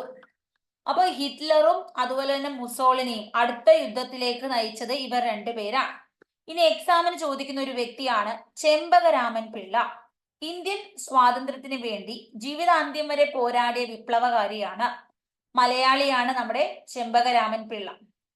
രാജാ മഹേന്ദ്ര പ്രതാപ് സ്ഥാപിച്ച സ്വതന്ത്ര ഭാരത സർക്കാരിൽ വിദേശകാര്യമന്ത്രിയായിരുന്നു. ജർമ്മനിയിലെ ദേശീയ കക്ഷിയിൽ അംഗത്വമുള്ള ഏക വിദേശീയനാണ്. ഹിറ്റ്ലറോട് നാസികളോട് അകന്നപ്പോൾ അവരുടെ ശത്രുവായി. അദ്ദേഹത്തിന്റെ സർക്കാർ അദ്ദേഹത്തിന്റെ വസ്തുതകൾ ഇവര് ജപ്തി ചെയ്യുകയും ചെമ്പകരാമൻ പിള്ളയെ വധിക്കുകയും ചെയ്തത് നാസികളാണ് എന്ന് വിശ്വസിക്കപ്പെടുന്നു. അപ്പോൾ ജർമ്മനി എന്ന് പറയുന്ന ഈ ഹിറ്റ്ലറുടെ കൂടെ ചേർന്നിട്ടുള്ള ഏക വിദേശീയനാണ് നമ്മുടെ ഇന്ത്യക്കാരനായ ചെമ്പകരാമൻ പിള്ള. പിന്നീടായിരിക്കും ഹിറ്റ്ലറിന്റെ ഈ പ്രശ്നങ്ങളും കാര്യങ്ങളൊക്കെ ഇദ്ദേഹം മനസ്സിലാക്കിയത്. അപ്പൊ ഇവരെ എതിർത്തതും ഇവർ ശത്രുവാവുകയും വധിക്കുകയും ചെയ്തു. ഇനി രണ്ടാം ലോകമഹായുദ്ധത്തിലേക്ക് പോവുകയാണ്. ഒന്നാം ലോകമഹായുദ്ധം 1914 ജൂലൈ 28 അല്ലെ. ഇനി 1918 ഇത് അവസാനിച്ചത്. അങ്ങനെ ഒന്നാം ലോകമഹായുദ്ധം അവസാനിച്ച് 20 വർഷം കഴിയുന്നു. അപ്പോഴാണ് അടുത്ത യുദ്ധം വരുന്നത്. 1930 മുതൽ 45 വരെയാണ് രണ്ടാം ലോക മഹായുദ്ധം. ഒന്നാം ലോക മഹായുദ്ധം എന്ന് തുടങ്ങി, എന്ന് അവസാനിച്ചു? ക്വസ്റ്റ്യനാണ്. രണ്ടാം ലോക മഹായുദ്ധം എന്ന് തുടങ്ങി, എന്ന് അവസാനിച്ചു? ചോദ്യമാണ്. വേഴ്സായ് സന്ധി ഒപ്പിട്ടത് ആര്? വേഴ്സായ് സന്ധി ഒപ്പിട്ട വർഷം? ചെമ്പകരാമൻ പിള്ളെ ആരാണ്? ക്ലിയർ ആണ്? ഇതെല്ലാം എക്സാമുകളുടെ ചോദ്യമാണ്. ഹിറ്റ്ലറിന്റെ പാർട്ടി, ഹിറ്റ്ലറിന്റെ സംഘം, തവിട്ട് സംഘം, ആൻ ഫ്രാങ്കിന്റെ ഡയറി കുറിപ്പുകൾ, കോൺസെൻട്രേഷൻ ക്യാമ്പ് എന്ത്, ഗസ്റ്റപ്പോ എന്ത്, മെറ്റിയോറ്റി എങ്ങനെ വധിക്കപ്പെട്ടു, കരിങ്കുപ്പായക്കാർ ആരുടേതാണ്, ഇതെല്ലാം ക്വസ്റ്റ്യൻസ് ആണ്. വെരി ഇമ്പോർട്ടന്റ് ചോദ്യങ്ങളാണ്. ഇനി രണ്ടാം ലോക മഹായുദ്ധം. ഒന്നാം ലോക മഹായുദ്ധം അവസാനിക്കുന്നു. 20 വർഷം കഴിഞ്ഞ് രണ്ടാം ലോക മഹായുദ്ധം 1939 മുതൽ 45 വരെയാണ്. അപ്പോ 1919 പാരീസ് സമാധാന സന്ധി പ്രകാരം പരാജയപ്പെട്ട രാഷ്ട്രങ്ങളുടെ മുഴുവൻ കോളനികളും വിജയിച്ച രാജ്യങ്ങള് സ്വന്തമാക്കി. ജർമ്മനി, ഇറ്റലി തുടങ്ങിയ രാജ്യങ്ങൾക്ക് കോളനികളോ കമ്പോളങ്ങളോ ഉണ്ടായിരുന്നില്ല. അതിനാൽ തങ്ങളുടെ രാഷ്ട്രീയ സാമ്പത്തിക സ്ഥിതി മെച്ചപ്പെടുത്തുന്നതിന് കോളനികൾ പിടിച്ചെടുക്കാനും രാഷ്ട്രങ്ങളെ ആക്രമിക്കാനും ഇവർ പദ്ധതിയിട്ടു. ഈ ആക്രമണ നയങ്ങൾ വ്യാപിപ്പിക്കുന്നതിനായി ജർമ്മനിയും ഇറ്റലിയും ജപ്പാനും അച്ചുതണ്ട് സഖ്യത്തിന്, പുതിയ സഖ്യം വരുന്നു, ആക്സിസ് പവേഴ്സ്. അപ്പൊ ഒന്നാം ലോക മഹായുദ്ധത്തിൽ രണ്ട് കക്ഷികൾ നമ്മൾ കണ്ടു, ത്രികക്ഷി സഖ്യവും ത്രികക്ഷി സൗഹാർദ്ദവും. രണ്ടാം ലോക മഹായുദ്ധത്തിൽ വീണ്ടും സഖ്യങ്ങൾ വരികയാണ്. ഒന്ന് അച്ചുതണ്ട് സഖ്യം, മറ്റൊന്ന് സഖ്യ ശക്തികൾ. രണ്ട് സഖ്യങ്ങളാണ് ഇവിടെ വരുന്നത്. അപ്പൊ ജർമ്മനിക്കോ ഇറ്റലിക്കോ കോളനികളൊന്നുമില്ല. അതുകൊണ്ട് തന്നെ ഇവർക്ക് എന്ത് ചെയ്യാൻ പറ്റിയില്ല, പ്രത്യേകിച്ച് നേട്ടങ്ങളൊന്നും ഉണ്ടാക്കാൻ പറ്റിയില്ല. അപ്പൊ ഇവരെന്ത് വിചാരിച്ചു, വേറെ ആളുകളെയൊക്കെ ആക്രമിച്ച് കോളനികളെല്ലാം പിടിച്ചെടുക്കാം. അങ്ങനെ ഇവർ ജപ്പാന്, ജർമ്മനി, പിന്നെ ആരൊക്കെയാണ്, ഇറ്റലി, ജപ്പാൻ, ജർമ്മനി, ഇറ്റലി, ഇവരിത്രയും കൂടെ അങ്ങ് ഒന്നിച്ചു. ഓക്കെയാണ്. അപ്പൊ ഇതിനെതിരെ നമ്മൾ KFC ചിക്കൻ കഴിക്കത്തില്ലേ, അതുപോലെ EFC, England, France, China, England, France, China, ഇവര് ചേരുന്നു. ഇവര് സഖ്യശക്തികൾ അല്ലെങ്കിൽ അലീഡ് പവേഴ്സ് എന്ന് അറിയപ്പെട്ടു. ഇപ്പൊ രണ്ടാം ലോക മഹായുദ്ധം 1939 to 45 രണ്ട് ശക്തികൾ ആരൊക്കെയാണ്, അച്ചുതണ്ട് ശക്തിയും സഖ്യ ശക്തിയും. അച്ചുതണ്ട് ശക്തി എന്ന് പറയുമ്പോൾ എന്താണ് ഓർക്കേണ്ടത്, നമുക്ക് ജിഗ് എന്നോ ഒക്കെ ഓർത്തു വെക്കാം. ജിഗ് എന്ന് വെച്ചാൽ ജപ്പാൻ, ഇറ്റലി, ജർമ്മനി. സഖ്യശക്തികൾ, അപ്പൊ ഇച്ചിരി ശക്തി കിട്ടാൻ വേണ്ടി അച്ചുതണ്ട് സഖ്യമേ ഉള്ളൂ, ഇത് സഖ്യശക്തിയാണ്. ശക്തി കിട്ടാൻ KFC കഴിച്ചു. EFC ആണ് ഇവിടെ, ഇംഗ്ലണ്ട്, ഫ്രാൻസ്, ചൈന. ഇനി അച്ചുതണ്ട് ശക്തി ഏതൊക്കെ, സഖ്യശക്തികൾ ഏതൊക്കെ പിടികിട്ടി. എക്സാം ചോദ്യം. അമേരിക്കയും സോവിയറ്റ് യൂണിയനും ഫാസിസ്റ്റ് വിരുദ്ധ സഖ്യത്തോടൊപ്പമാണ് ചേർന്നത്. ഫാസിസ്റ്റുകാരാണ് ആരാണ്, ജർമ്മനി, ഹിറ്റ്ലറിന്റെ ജർമ്മനി. പിന്നെയോ നമ്മള് ജനം ഹിറ്റാണ് എന്നാണ് പഠിച്ചത്, ജർമ്മനി, നാസിസം, ഹിറ്റ്ലർ. ഇനിയോ ജനം ഫിറ്റ് ആണ്. ഫാസിസം എവിടെയാണ്? ഇറ്റലി. ഫാസിസം എവിടെയാണ്? ഇറ്റലി. അച്ചുതണ്ട് ശക്തികൾക്ക് എതിരെയുള്ള ഈ ശക്തിയിലാണ് അമേരിക്ക, സോവിയറ്റ് യൂണിയൻ, റഷ്യ ഒക്കെ ചേർന്നത്. അച്ചുതണ്ട് ശക്തികളുടെ ആക്രമണത്തെ തടഞ്ഞു നിർത്തുന്നതിൽ സർവരാഷ്ട്ര സഖ്യം പരാജയപ്പെട്ടു. ഒന്നാം ലോക മഹായുദ്ധത്തിന് ശേഷമാണ് ലീഗ് ഓഫ് നേഷൻസ് സർവരാഷ്ട്ര സഖ്യം രൂപപ്പെട്ടത്. ഇവർ ഈ ആക്രമണങ്ങളെ തടയാൻ ഇവർക്ക് സാധിച്ചില്ല. ജർമ്മനി, ഇറ്റലി, ജപ്പാൻ വിവിധ രാജ്യങ്ങളെ ആക്രമിച്ചു. അപ്പൊ ബ്രിട്ടൻ, ഫ്രാൻസ് തുടങ്ങിയ മുതലാളിത്ത രാജ്യങ്ങൾ ഈ ആക്രമണങ്ങളെ ചെറുത്തില്ല. ഇവരെന്ത് ചെയ്തില്ല? മറ്റു രാജ്യങ്ങളെയൊക്കെ ആക്രമിച്ചപ്പോൾ മിണ്ടാതെ കൈയും കെട്ടി അവിടെ ഇരുന്ന്. സോഷ്യലിസ്റ്റ് രാഷ്ട്രമായ സോവിയറ്റ് യൂണിയനെയാണ് അവർ മുഖ്യ ശത്രുവായി കണ്ടത്. അപ്പോ നമ്മുടെ സോഷ്യലിസ്റ്റ് രാഷ്ട്രമായിരുന്ന സോവിയറ്റ് യൂണിയനോട് ഈ ഇറ്റലിക്കും ജപ്പാനും ജർമ്മനിക്കും ഒക്കെ വലിയ ശത്രുത. അവരെന്ത് ചെയ്തു? നല്ല രീതിയിൽ അങ്ങോട്ട് ആക്രമിക്കാൻ തുടങ്ങി. ഫാസിസ്റ്റ് ആക്രമണങ്ങൾക്ക് പ്രോത്സാഹനം നൽകിയ ഈ നയമാണ് പ്രീണന നയം, പോളിസി ഓഫ് അപ്പീസ്മെന്റ് എന്ന് അറിയപ്പെടുന്നത്. അപ്പൊ നിങ്ങൾ ആലോചിക്കുക, ബ്രിട്ടൻ ഫ്രാൻസിന്റെ കൂടാണ് റഷ്യ നിൽക്കുന്നത്, എങ്കിൽ പോലും അവരെ ആക്രമിച്ചപ്പോൾ മറ്റൊരു വലുതായിട്ട് അനങ്ങുന്നില്ല. അപ്പൊ ഇവരെന്ത് ചെയ്യുകയാണ്? മിണ്ടാതിരുന്നുകൊണ്ട് സപ്പോർട്ട് ചെയ്യുകയാണ്. ചെയ്തോ അവനെ എന്ത് വേണമെങ്കിലും ചെയ്തോ, മിണ്ടാതിരുന്നിട്ട് സപ്പോർട്ട് ചെയ്യുകയാണ്. അപ്പോൾ ഈ ഫാസിസ്റ്റ് ആക്രമണങ്ങൾക്ക് പ്രോത്സാഹനം കൊടുക്കുമല്ലേ, മിണ്ടാതെ അവിടെ ഇരുന്ന് പ്രോത്സാഹനം കൊടുത്തുകൊണ്ടിരിക്കുക. ചിലർ നമുക്കറിയാം, പരസ്പരം വഴക്കിടുമ്പോൾ നമ്മൾ എന്ത് ചെയ്യും? അവരെ വഴക്കിടുന്ന കേട്ടിട്ട് നമുക്ക് ഇച്ചിരി മൗനം പാലിച്ചു പിടിയിരിക്കാം, അവരുടെ വഴക്ക് അങ്ങോട്ട് മൂർച്ഛിക്കട്ടെ എന്ന് വിചാരിക്കുന്ന ചിലരുണ്ട്. അതുപോലത്തെ ഒരു നയമാണ് ബ്രിട്ടൻ, ഫ്രാൻസ് ഇങ്ങനെ തീരുമാനിച്ചത്. അപ്പൊ ഈ പ്രോത്സാഹനം കൊടുത്ത ഈ നയത്തിനെ പ്രീണന നയം എന്നാണ് വിളിക്കുന്നത്. പോളിസി ഓഫ് അപ്പീസ്മെന്റ് എന്ന് വിളിച്ചു. 1939 സെപ്റ്റംബർ 1. ഏതാണ് date? Very important. 39 September 1. Germany Poland ആക്രമിച്ചു. ജർമ്മനി എന്തോ ചെയ്തു? ഹിറ്റ്ലറിന്റെ ജർമ്മനി ഓടിപ്പോയി പോളണ്ടിനെ ആക്രമിച്ചു. ആരെ ആക്രമിച്ചു? പോളണ്ടിനെ ആക്രമിച്ചു. ഇതിനെ തുടർന്ന് സെപ്റ്റംബർ 3 സഖ്യകക്ഷികൾ ജർമ്മനിക്കെതിരായി യുദ്ധം പ്രഖ്യാപിച്ചു. ഇതാണ് രണ്ടാം ലോക മഹായുദ്ധത്തിന് കാരണമായത്. അപ്പൊ ജർമ്മനി പതുക്കെ പോയി പോളണ്ടിനെ ആക്രമിച്ചത് സഖ്യശക്തികൾക്ക് ഇഷ്ടപ്പെട്ടില്ല. അവര് മനസ്സിലായി, ഇനി കൈകെട്ടി നോക്കി നിന്ന് നമുക്കെല്ലാം പണി കിട്ടും, നമുക്ക് പതുക്കെ ഒന്നിച്ചു നിന്ന് അവരെ തുരുത്താം എന്ന് പിടികിട്ടി. അങ്ങനെ 1939 സെപ്റ്റംബർ 1 പോളണ്ടിനെ ആക്രമിച്ചപ്പോൾ സെപ്റ്റംബർ 3 ഇവർ യുദ്ധം പ്രഖ്യാപിച്ചു ജർമ്മനിക്ക് എതിരെ. അങ്ങനെ രണ്ടാം ലോക മഹായുദ്ധം അവിടെ ആരംഭിക്കുകയാണ്. മ്യൂണിക് ഉടമ്പടി. എന്താണ് മ്യൂണിക് ഉടമ്പടി? പ്രീണന നയത്തിന് ഏറ്റവും നല്ല ഉദാഹരണമാണ് ഈ മ്യൂണിക് ഉടമ്പടി. 1938 മ്യൂണിക് ഉടമ്പടി. അപ്പൊ രണ്ടാം ലോക മഹായുദ്ധം 39 തൊട്ടു മുമ്പാണ് മ്യൂണിക് ഉടമ്പടി. ഒക്കെയാണ്.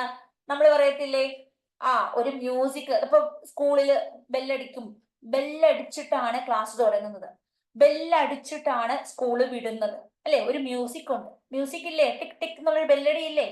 ഓക്കെ. അതുപോലെ തന്നെ ഈശ്വര പ്രാർത്ഥനയോടുകൂടിയാണ് സ്കൂൾ തുടങ്ങുന്നത്, ജനഗണമനയോടുകൂടിയാണ് സ്കൂൾ അവസാനിക്കുന്നത്. മ്യൂസിക് ഇല്ലേ? ഉണ്ട്. നമ്മുടെ വീട്ടിൽ വരുമ്പോ ഒരു കോളിംഗ് ബെൽ അടിക്കത്തില്ലേ എല്ലാരും? അപ്പോഴും ഒരു മ്യൂസിക് ഇല്ലേ? ഉണ്ട്. അപ്പൊ എല്ലാ പ്രധാനപ്പെട്ട സംഭവങ്ങൾക്ക് മുമ്പിലും ഒരു മ്യൂസിക് ഉണ്ടെന്ന് ഓർക്കുക. കണ്ടോ? രണ്ടാം ലോക മഹായുദ്ധത്തിന് തൊട്ടു മുമ്പ് ഒരു മ്യൂണിക് ഉടമ്പടി നടന്നു. നമ്മൾ ഓർത്തു വെക്കാൻ വേണ്ടിട്ട് കേട്ടോ. ഒരുപാട് ഉടമ്പടികളില്ലേ? അപ്പൊ മ്യൂസിക് ഉണ്ട്. തൊട്ടു മുമ്പ് ഒരു മ്യൂസിക് ഉണ്ടായിരുന്നു. മ്യൂണിക് ഉടമ്പടിയാണ് 1938. ചെക്കോസ്ലോവാക്യയിലെ സമ്പൽ സമൃദ്ധമായ സുഡറ്റൻ ലാൻഡ് എന്ന പ്രദേശത്തിന് ഹിറ്റ്ലർ വേണമെന്ന് പറഞ്ഞു. അപ്പോൾ നല്ല സാധനങ്ങളൊക്കെ കാണുമ്പോൾ ഹിറ്റ്ലറിന് അങ്ങ് വേണം. അപ്പൊ ഹിറ്റ്ലർ പറഞ്ഞു, ചെക്കോസ്ലോവാക്യയിലെ സുഡറ്റൻ ലാൻഡ് എനിക്ക് വേണം. അപ്പൊ ഹിറ്റ്ലർ ഇങ്ങനെ പറഞ്ഞപ്പോഴോ ഇത് പ്രശ്നമായി. ബ്രിട്ടനും ഫ്രാൻസും ഇറ്റലിയും ജർമ്മനിയും കൂടി അങ്ങ് ജർമ്മനിയിലെ മ്യൂണിക്കിൽ സമ്മേളിച്ചു. മ്യൂണിക്ക് വേണമെന്ന് ആര് പറയുന്നു? ഹിറ്റ്ലർ പറയുന്നു. അപ്പോ നമ്മുടെ ഹിറ്റ്ലർ പറയുന്നത് ചെക്കോസ്ലോവാക്യയിലെ സുഡറ്റൻ ലാൻഡ് തനിക്ക് വേണം എന്നാണ് പറയുന്നത്. സുഡറ്റൻ ലാൻഡ് എന്ന സ്ഥലമാണ് വേണം എന്ന് പറയുന്നത്. അന്നേരം ഇതിനു വേണ്ടി ചർച്ച ചെയ്യുന്നത് ആരൊക്കെയാണ്? ഇറ്റലിയും ജർമ്മനിയും, ഫാസിസവും നാസിസവും. കൂടെ ആരാണ്? ബ്രിട്ടനും ഫ്രാൻസും ഒക്കെയാണ്. അപ്പൊ അവരെല്ലാരും കൂടെ എവിടെയാണ് ചർച്ച ചെയ്തത്? അങ്ങ് ജർമ്മനി പോയി മ്യൂണിക്കിലാണ് സമ്മേളിച്ചത്. ഈ ചെക്കോസ്ലോവാക്യയുടെ സാധനമല്ലയോ സുഡറ്റൻ ലാൻഡ്? അവരെ വിളിച്ചോ? അവരെയൊന്നും വിളിച്ചില്ല. മാറിയിരുന്ന അവരുടെ കാര്യം വേറെ ആളുകളാണ് ചർച്ച ചെയ്യുന്നത്. അന്നേരം അവരെ ഇങ്ങോട്ട് വിളിച്ചില്ല. ഈ സമ്മേളനമാണ് സുഡറ്റൻലാൻഡ് ജർമ്മനിക്ക് നൽകാൻ തീരുമാനിച്ചു. ഈ 4 രാജ്യങ്ങൾ, മറ്റൊരുമായിട്ട് യാതൊരു ബന്ധമില്ലാത്ത 4 രാജ്യങ്ങൾ അപ്പുറത്തിന് തീരുമാനിക്കണ, നീ ഇതെടുത്തോ, നീ കൊണ്ടോയിക്കോ, അങ്ങനെ പാസ്സാക്കി അവര് തീരുമാനിച്ചു. അപ്പൊ ഒന്ന് ആലോചിച്ച് നോക്കിയേ, വേറെ എവിടെയെങ്കിലും ഇരുന്നിട്ട് വേറെ കുറച്ച് ആളുകൾ പറയുകയാണ് ഇന്ത്യ നീ എടുത്തോ, അല്ലെങ്കിൽ ബോംബെ നീ അങ്ങ് എടുത്തോ എന്ന് പറഞ്ഞ ഇങ്ങോട്ട് വന്നാൽ പിന്നെ നമ്മുടെ ഞെട്ടിപ്പോത്തിലേ നമ്മുടെ സ്ഥലം വേറൊരു രാജ്യക്കാരൻ കൊണ്ടുപോകുന്നു, അവരങ്ങ് വന്ന് അധിപനാകുന്നു. അവിടെ നമ്മൾ സമ്മതിച്ചു കൊടുക്കോ? നമ്മുടെ വീടിന്റെ ഒരു സ്ഥലം അല്ലെങ്കിൽ ഒരു റൂം പോലും നമ്മൾ ആർക്കെങ്കിലും കൊടുക്കുവോ? അപ്പോഴാണ് ഒരു രാജ്യം അങ്ങ് അടിച്ചുകൊണ്ട് പോകാൻ നോക്കുന്നത്. അപ്പോ ചെക്കോസ്ലോവാക്യയിലെ പ്രധാനപ്പെട്ട ഒരു സ്ഥലം ഇങ്ങനെ വേറെ സ്ഥലത്തിരുന്ന് ആരാണ്ടൊക്കെ എടുത്തുകൊണ്ട് പോവുകയാണ്. ഇതിനെയാണ് പ്രീണന നയം എന്ന് പറയുന്നത്. രണ്ടുപേരും 2 ചേരിയിലല്ലേ, ബ്രിട്ടൻ ഫ്രാൻസ് വേറൊരു ചേരി, ഇറ്റലി ജർമ്മനി വേറൊരു ചേരി. എന്നിട്ട് പോലും ജർമ്മനി ആവശ്യപ്പെട്ടത് ഇവരങ്ങ് അംഗീകരിച്ചു. ഇതാണ് പ്രീണന നയം. ഇത് മ്യൂണിക് ഉടമ്പടി എന്ന് അറിയപ്പെടുന്നു. അപ്പൊ 2ാം ലോക മഹായുദ്ധത്തിന് തൊട്ടു മുമ്പ് തന്നെ ജർമ്മനിക്ക് ഭയങ്കര അഹങ്കാരമായിരുന്നു അല്ലെ. ഇനി നമ്മൾ അനാക്രമണ സന്ധിയിലേക്ക് പോവുകയാണ്. 1939 സോവിയറ്റ് യൂണിയനും ജർമ്മനിയും ഒരു അനാക്രമണ സന്ധി ഒപ്പിട്ടു. ഈ സന്ധി പ്രകാരം പരസ്പരം ആക്രമിക്കുകയില്ലെന്നും പോളണ്ട് പങ്കുവെക്കാമെന്നും വ്യവസ്ഥ ചെയ്തു. എന്നാൽ 1941 ഹിറ്റ്ലർ റഷ്യയെ ആക്രമിച്ചു. ഈ കരാർ അവസാനിച്ചു. നമ്മളൊരു കാര്യം മനസ്സിലാക്കണം, ജർമ്മനിയും റഷ്യയും 2 ചേരിയിലാണ്. എന്നിട്ട് പോലും ഇവർ അണ്ടർഗ്രൗണ്ടിലൂടെ ഒരു പാലം ഇടുകയാണ്. എടാ, നീ ഞങ്ങളെ ആക്രമിക്കല്ലേ, ഞാൻ നിങ്ങളെ ആക്രമിക്കത്തില്ല, നമ്മൾ 2 ചേരി നിൽക്കുവാണെങ്കിലും നമ്മൾ തമ്മിലൊരു ഇതിലങ്ങ് പോകാം.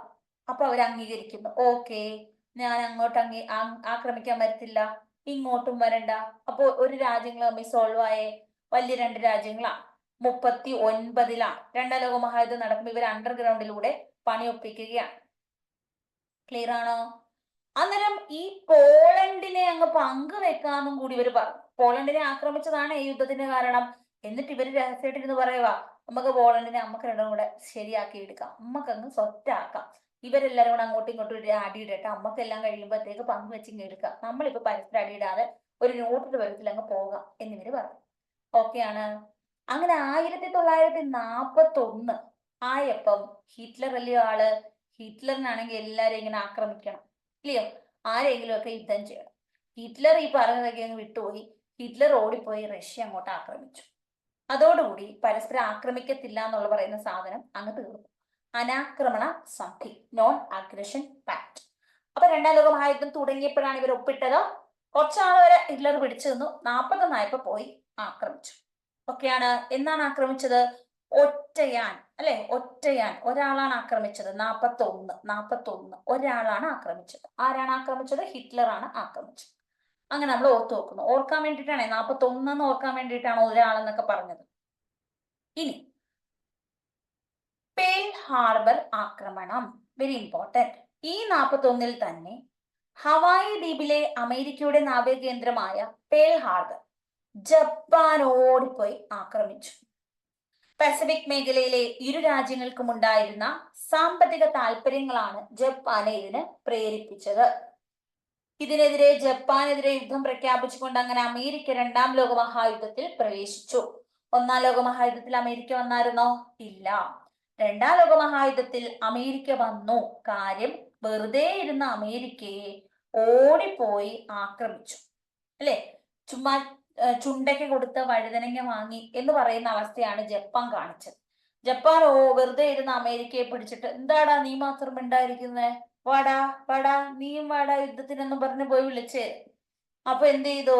പതുക്കെ പോയി ഈ ഹവായി ദ്വീപിലെ പേൾ ഹാർബർ അങ്ങോട്ട് ആക്രമിച്ചു. എന്നാണ്? ഒറ്റയാൾ പരിപാടിയല്ലേ. 41 ഹിറ്റ്ലർ അനാക്രമണ സന്ധി ബ്രേക്ക് ചെയ്ത അതേ സമയമാണ് ജപ്പാന് പോയി ചെയ്തത്. അങ്ങനെ അമേരിക്ക ജപ്പാനെതിരെ യുദ്ധം പ്രഖ്യാപിച്ചുകൊണ്ട് 2ാം ലോക മഹായുദ്ധത്തിൽ വരുന്നു. പിന്നെ ജപ്പാൻ ഊക്കം പണിയാ കിട്ടുന്നത് അല്ലെ, ഹിരോഷിമയും നാഗസാക്കിയും. ഇനി ഇപ്പോഴും ജപ്പാന്റെ ആളുകൾ വിചാരിക്കുന്നുണ്ടായിരിക്കും, ഏതവനാണാവോ ആക്രമിക്കാൻ തോന്നിയതെന്ന്. ഇപ്പോഴും ആളുകൾക്ക് ദുരിതം പേര് എത്രയോ നാൾ അവർ ജീവിച്ചു അല്ലെ. ഇനി യുദ്ധം ബാക്കി വെച്ചത് സോവിയറ്റ് യൂണിയന്റെയും അമേരിക്കയുടെയും കടന്നുവരവ് 2ാം ലോക മഹായുദ്ധത്തിന്റെ ഗതി മാറ്റിമറിച്ചു. 1ാം ലോക മഹായുദ്ധത്തിൽ സോവിയറ്റ് യൂണിയനോ അമേരിക്കയോ പങ്കെടുത്തില്ലായിരുന്നു. ഇനി രണ്ടാം ലോക മഹായുദ്ധത്തിൽ ഇവർ വന്നപ്പോഴത്തേക്ക് കുറച്ച് മാറ്റങ്ങൾ ഉണ്ടായി. സഖ്യകക്ഷികളുടെ ആക്രമണം താങ്ങാനാകാതെ ഇറ്റലിയും ജർമ്മനിയും കീഴടങ്ങി. ഇറ്റലിക്കും ജർമ്മനിക്കുമായിരുന്ന അഹങ്കാരം, ഫാസോ നാസോ ഒക്കെ ആയിട്ട് ഞങ്ങൾ വലിയവരാന്നൊക്കെ പറഞ്ഞ് നടന്നത് പതുക്കെ അവര് കീഴടങ്ങി.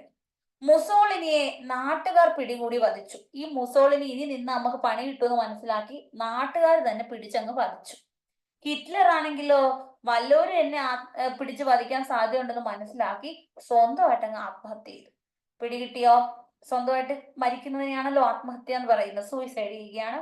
അദ്ദേഹത്തിന് അവസാന നിമിഷങ്ങളിൽ താൻ ചെയ്ത ഈ വൃത്തികേടുകളും നെറുകേടുകളും ഈ ദുഷ്ടത്തരവും ഒക്കെ അദ്ദേഹത്തെ വല്ലാതെ വിഷമിപ്പിച്ചു. അങ്ങനെ മരിക്കുകയാണ്. ജപ്പാൻ എപ്പോഴും കീഴടങ്ങാൻ തയ്യാറായില്ല. ഇവ രണ്ടുപേരും അങ്ങ് കീഴടങ്ങി. പക്ഷെ ജപ്പാൻ പറഞ്ഞാൽ നിങ്ങളൊക്കെ കീഴടങ്ങിയാലും ഞാൻ തല ഉയർത്തി നിൽക്കുന്നു, ആരാടാ ഇവിടെ എന്നെ അടിക്കാൻ, വാടാ വാടാന്ന് പറഞ്ഞ് വിളിച്ചോണ്ട് നിന്നു. അങ്ങനെ ജപ്പാനെ കീഴടക്കാനായി സോവിയറ്റ് യൂണിയൻ ട്രാൻസ് സൈബീരിയയിലൂടെ ജപ്പാനിലേക്ക് നീങ്ങി. എന്നാൽ സോവിയറ്റ് യൂണിയൻ എത്തുന്നതിന് മുമ്പ് അമേരിക്ക 1945 ഓഗസ്റ്റ് 6 ലിറ്റിൽ ബോയ് എന്ന അണുബോംബ് ഹിരോഷിമയിലും അതിൽ നിന്ന് റെസ്റ്റ് എടുക്കുന്നതിന് തൊട്ടു മുമ്പ് അടുത്ത പണിയും കൊടുത്തു. ഓഗസ്റ്റ് 9 ഫാറ്റ്മാൻ എന്ന അണുബോംബ് നാഗസാക്കിയിലും വർഷിച്ചു. വെരി ഇമ്പോർട്ടന്റ്, വളരെ ദുഃഖകരമായ ഒരു സംഭവം തന്നെയാണ്. നിരപരാധി ഒരുപാട് പേരാണ് ഇതിന് ക്രൂശിക്കപ്പെട്ടത്. 1945 ഓഗസ്റ്റ് 6 ലിറ്റിൽ ബോയ്. എക്സാമിന്റെ സ്ഥിര ചോദ്യങ്ങളാണ് ഇതൊക്കെ. 1945 ഓഗസ്റ്റ് 6 എവിടെയാണ്? ഹിരോഷിമ എന്ന സ്ഥലത്താണ്. ഹിരോഷിമയിൽ ആദ്യം ലിറ്റിൽ ബോയ്. ഓഗസ്റ്റ് 9 തന്നെ അടുത്തത് ഫാറ്റ്മാൻ, അത് നാഗസാക്കിയില്. അതോടെ ജപ്പാൻ കീഴടങ്ങി. അപ്പോ ആദ്യം കീഴടങ്ങുന്നത് ഇറ്റലിയും ജർമ്മനിയുമാണ്. എന്നാൽ 45 ആയപ്പോഴത്തേക്ക് അവർ കീഴടങ്ങി. ജപ്പാൻ കീഴടങ്ങിയില്ല. അപ്പൊ ജപ്പാനെ കീഴടക്കാനായി റഷ്യ പോയി. അന്നേരം അമേരിക്ക മനസ്സിലാവോ, നമ്മളെ ആക്രമിച്ചവനെ വേറൊരു രാജ്യമൊന്നും കീഴടക്കേണ്ട കാര്യമില്ല, നമ്മൾ മാത്രം മതി അവനെ കീഴടക്കാൻ എന്ന് പറഞ്ഞിട്ട് ഒറ്റൻ തന്നെ 1945 ഓഗസ്റ്റ് 6 ലിറ്റിൽ ബോയ് എന്ന അണുബോംബ് ഹിരോഷിമയിലും ഓഗസ്റ്റ് 9 ഫാറ്റ്മാൻ എന്ന അണുബോംബ് നാഗസാക്കിയിലും വർഷിച്ചു. ഓക്കെയാണ്. കണ്ടോ ക്ലോക്കൊക്കെ നിലച്ചു പോകുന്നത്. ബോംബ് വർഷിച്ചതിന് ശേഷമുള്ള ഹിരോഷിമ വെറും തരിശു ഭൂമി, ഫുൾ ശവശരീരങ്ങൾ, ഇത് മാത്രമാണ്. അപ്പൊ ദശലക്ഷക്കണക്കിന് പേരാണ് കൊല്ലപ്പെട്ടത്. രണ്ടാം ലോക മഹായുദ്ധത്തിന്റെ ഫലമായിട്ട് യൂറോപ്യൻ രാജ്യങ്ങളുടെ സാമ്പത്തിക നില താറുമാറായി.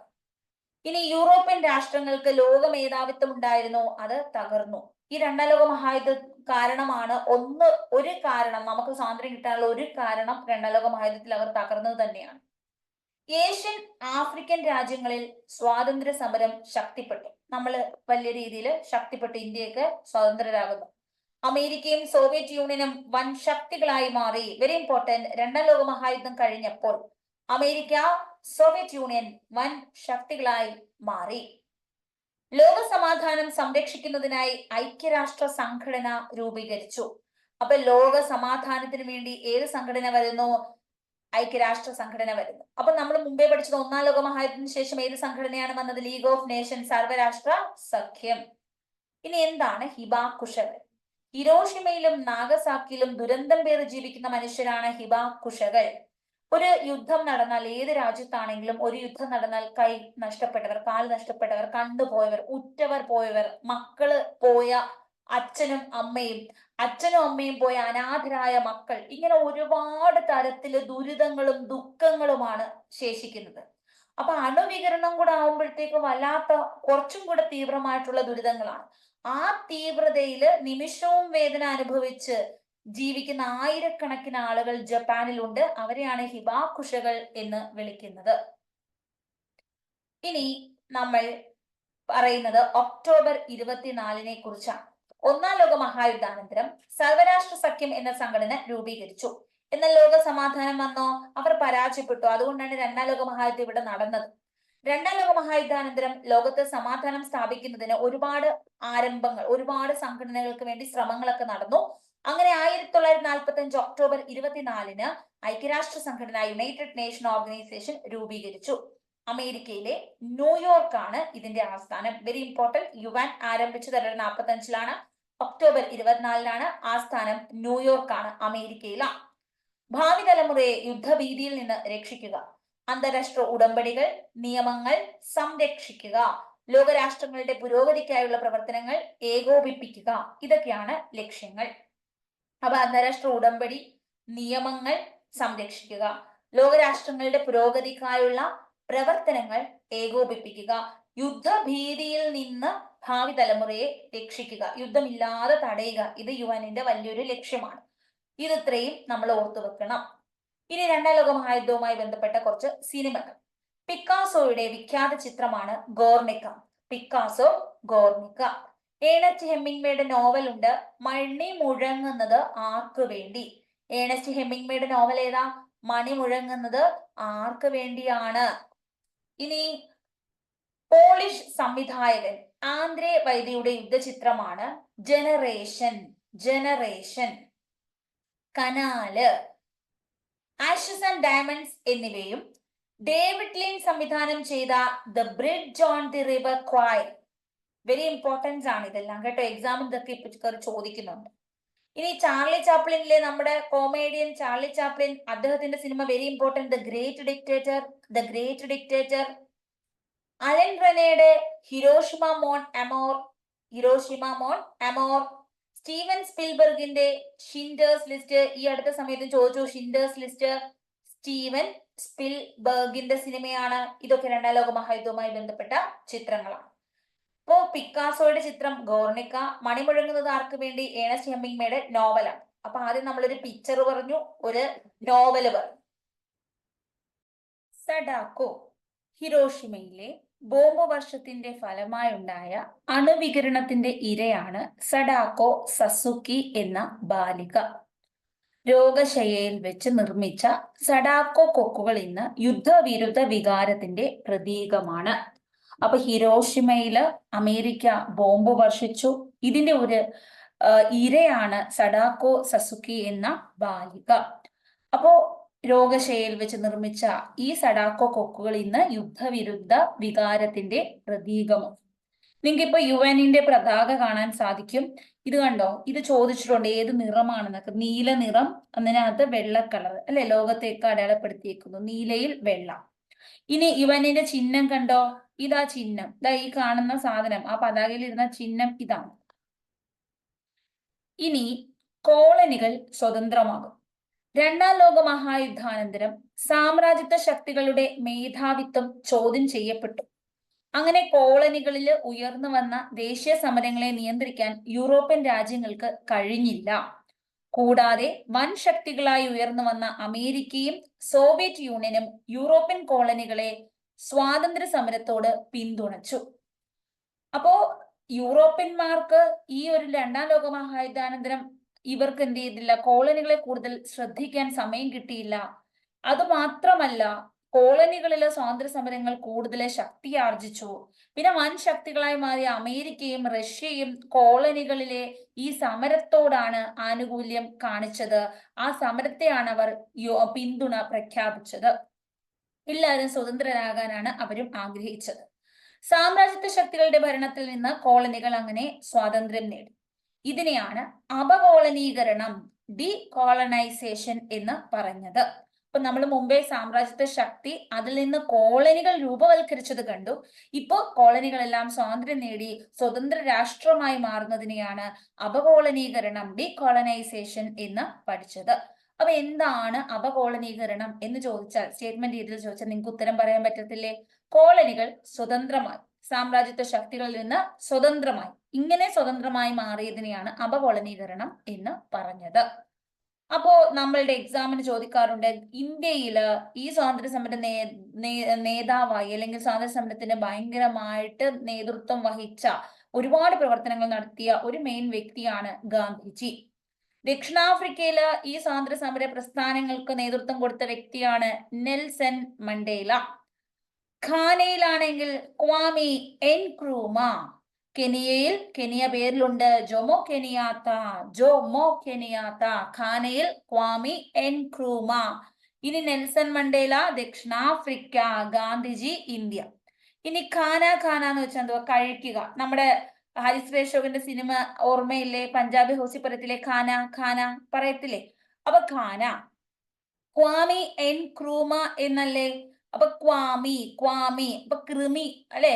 നല്ല ഭക്ഷണമൊക്കെ കഴിച്ചില്ലേ കൃമിയൊക്കെ ഉണ്ടാകും. ഖാന നല്ല ഫുഡ് കഴിക്കണം അല്ലെങ്കിൽ കൃമി ഉണ്ടാകും എന്ന് ഓർത്ത് വെച്ചാൽ മതി. നിങ്ങൾക്ക് അപ്പം മാറിപ്പോത്തില്ല. ചിലർക്കൊക്കെ ഇത് മാറിപ്പോകും. അങ്ങനെയുള്ളവർക്ക് വേണ്ടിയിട്ടാണ് ഈ കോഡുകളൊക്കെ പറയുന്നത്. ഇനി ശീതസമരത്തെ കുറിച്ചാണ് നമ്മൾ പഠിക്കുന്നത്.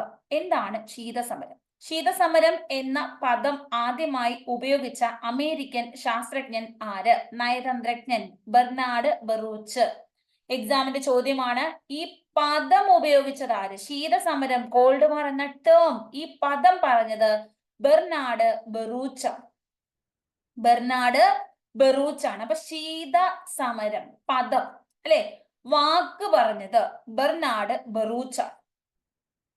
എന്നാൽ ശീതസമരം എന്ന പേരിൽ ഒരു ഗ്രന്ഥം എഴുതി അത് വാൾട്ടർ ലിപ്മാനാണ്. അപ്പൊ ഗ്രന്ഥങ്ങളെ കുറിച്ച് പറയുമ്പോൾ ഗ്രന്ഥങ്ങൾക്ക് വാളിന്റെ മൂർച്ചയാണ്. ലിപ്പ് കൊണ്ട് പറഞ്ഞു പറഞ്ഞാണ് ആ ഗ്രന്ഥങ്ങളൊക്കെ അങ്ങോട്ട് എഴുതുന്നത്. അപ്പൊ ഗ്രന്ഥം എഴുതിയത് വാൾട്ടർ ലിപ്മാനാണ്. വാൾട്ടർ ലിപ്മാനാണ്. ഒരു മനുഷ്യൻ മാനാണ് എഴുതിയത്. ലിപ്പ് കൊണ്ട് പറഞ്ഞു എഴുതി. വാളിന്റെ മൂർച്ചയുള്ള ഒരു പുസ്തകമാണ് എഴുതിയത്. വാൾട്ടർ ലിപ്മാൻ ശീതസമരം എന്ന ഗ്രന്ഥം രചിച്ചു. എന്നാൽ ശീതസമരം എന്ന വാക്ക് പറഞ്ഞത്, വാക്ക് ഇങ്ങനെ പറയുന്നത് ബെർനാഡ് ബറൂച്ച് ആണ് പറഞ്ഞത്. ഓക്കെയാണ്. ചുമ്മാ ഒരു പദം വെറുതെ പറഞ്ഞു എന്നൊക്കെ നമുക്ക് ഓർത്ത് വെക്കാം. ബെർനാഡ് ബറൂച്ച് വെറുതെ അങ്ങ് പറഞ്ഞു. ഓക്കെയാണ്. ഇനി നമ്മൾ പറയാൻ പോകുന്നത് എന്താണ് ശീതസമരം? രണ്ടാം ലോക മഹായുദ്ധം നടക്കുന്നു. അപ്പൊ അമേരിക്കയും സോവിയറ്റ് യൂണിയനും യുദ്ധാനന്തരം വീണ്ടും ഭിന്നിച്ചു. അമേരിക്ക പുതിയ രാഷ്ട്രീയ സാമ്പത്തിക ശക്തിയായി മുതലാളിത്ത ചേരിക്ക് നേതൃത്വം കൊടുത്തു. അമേരിക്ക ഒരു മുതലാളിത്ത ചേരിയായി, മുതലാളിത്ത സാമ്പത്തിക ചേരിയെ. സോഷ്യലിസ്റ്റ് പ്രസ്ഥാനങ്ങൾക്ക് നേതൃത്വം വഹിച്ചുകൊണ്ട് സോവിയറ്റ് യൂണിയൻ സോഷ്യലിസമാണ് അവരുടെ സാമ്പത്തിക മുഖമുദ്രയാക്കി മാറ്റിയത്. രണ്ടുപേരും പരസ്പരം ശത്രുത പുലർത്തിയ രണ്ട് ചേരികളാണ് അല്ലെ, ഇരുധ്രുവ ചേരികളാണ്. ഒരാൾ അമേരിക്ക എന്താണ് മുതലാളിത്തം, സോഷ്യലിസമാണ് സോവിയറ്റ് യൂണിയൻ.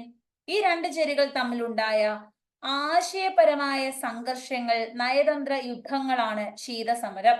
അപ്പൊ ഇവര് തമ്മില്, ശീതസമരം എന്ന് പറയുമ്പോൾ ഇവര് തമ്മിൽ നേരിട്ടങ്ങ് യുദ്ധം ചെയ്യുകയല്ല, ഇവർ തമ്മിൽ ആശയങ്ങൾ വ്യത്യാസമാണ്. ഒരാൾ മുതലാളിത്തത്തെ സപ്പോർട്ട് ചെയ്യുമ്പോൾ ഒരാൾ തൊഴിലാളിയെ സപ്പോർട്ട് ചെയ്യുന്നു.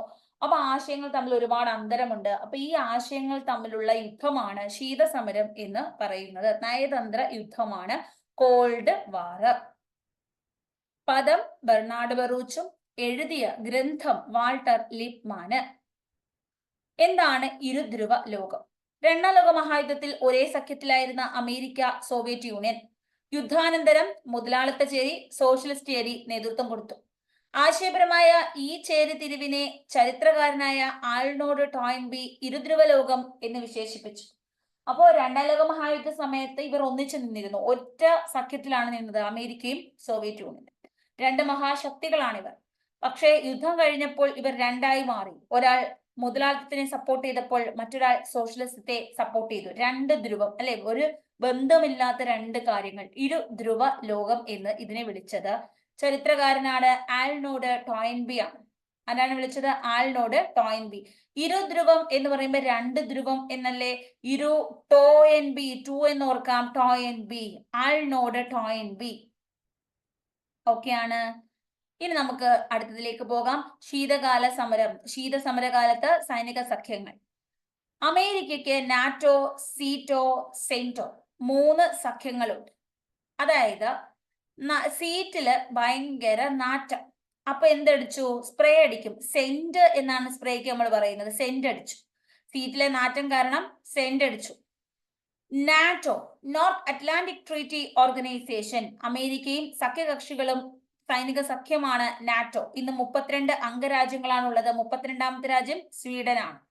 അപ്പൊ north Atlantic treaty organisation, NATO, very important സംഘടനയാണ്. എക്സാമിന്റെ സ്ഥിര ചോദ്യമാണ് ഇപ്പോഴത്തെ നാറ്റോ. ഇനി SEATO, south east Asia treaty organisation ആണ്. South east Asia treaty organisation. Central treaty organisation ആണ് സെന്റോ. അപ്പൊ അമേരിക്കയുടെയാണ് 3. North Atlantic treaty organisation, south east Asia treaty organisation, central treaty organisation. ഇനി സോവിയറ്റ് യൂണിയന്റെയാണ് വാർസ പാക്ട്. വാർസ ഉടമ്പടി ആരുടേതാണ്? Soviet union. ഇനി ഇത് രണ്ട് ചേരികളും അല്ലാണ്ട് മറ്റൊരെണ്ണം വന്നു, ചേരി ചേരായ്മ. മുതലാളിത്ത ചേരിയിലുമില്ല, സോഷ്യലിസ്റ്റ് ചേരിയിലുമില്ല, ചേരി ചേരായ്മ. ഇതിന് രൂപം കൊടുത്തത് ഇന്ത്യയിൽ നിന്നും നെഹ്റു, ഈജിപ്തിൽ നിന്ന് ഗമാൽ അബ്ദുൽ നാസർ, യൂഗോസ്ലോവയിൽ നിന്ന് മാർഷൽ ടിറ്റോ. യൂഗോസ്ലോവിയയുടെ ആരാണ്? Marshal Tito. ഇന്തോനേഷ്യയുടേതോ അഹമ്മദ് സുഖാർണോ. അപ്പൊ രണ്ടാം ലോക മഹായുദ്ധാനന്തരം ഏഷ്യ, ആഫ്രിക്ക, ലാറ്റിൻ അമേരിക്കയിലും അനേകം രാജ്യങ്ങള് സ്വതന്ത്രമാകും. അപ്പൊ ഏഷ്യയില്, ആഫ്രിക്കയില്, ലാറ്റിൻ അമേരിക്കയിലൊക്കെ ഇഷ്ടം പോലെ കോളനി ആയിരുന്ന രാജ്യങ്ങളൊക്കെ സ്വതന്ത്രമാണ്. ശീതസമരം സാമ്രാജ്യത്തിന്റെ മറ്റൊരു രൂപമാണെന്നും ലോക സമാധാനത്തിന് ഭീഷണിയാണെന്നും ഈ രാജ്യങ്ങൾ മനസ്സിലാക്കി.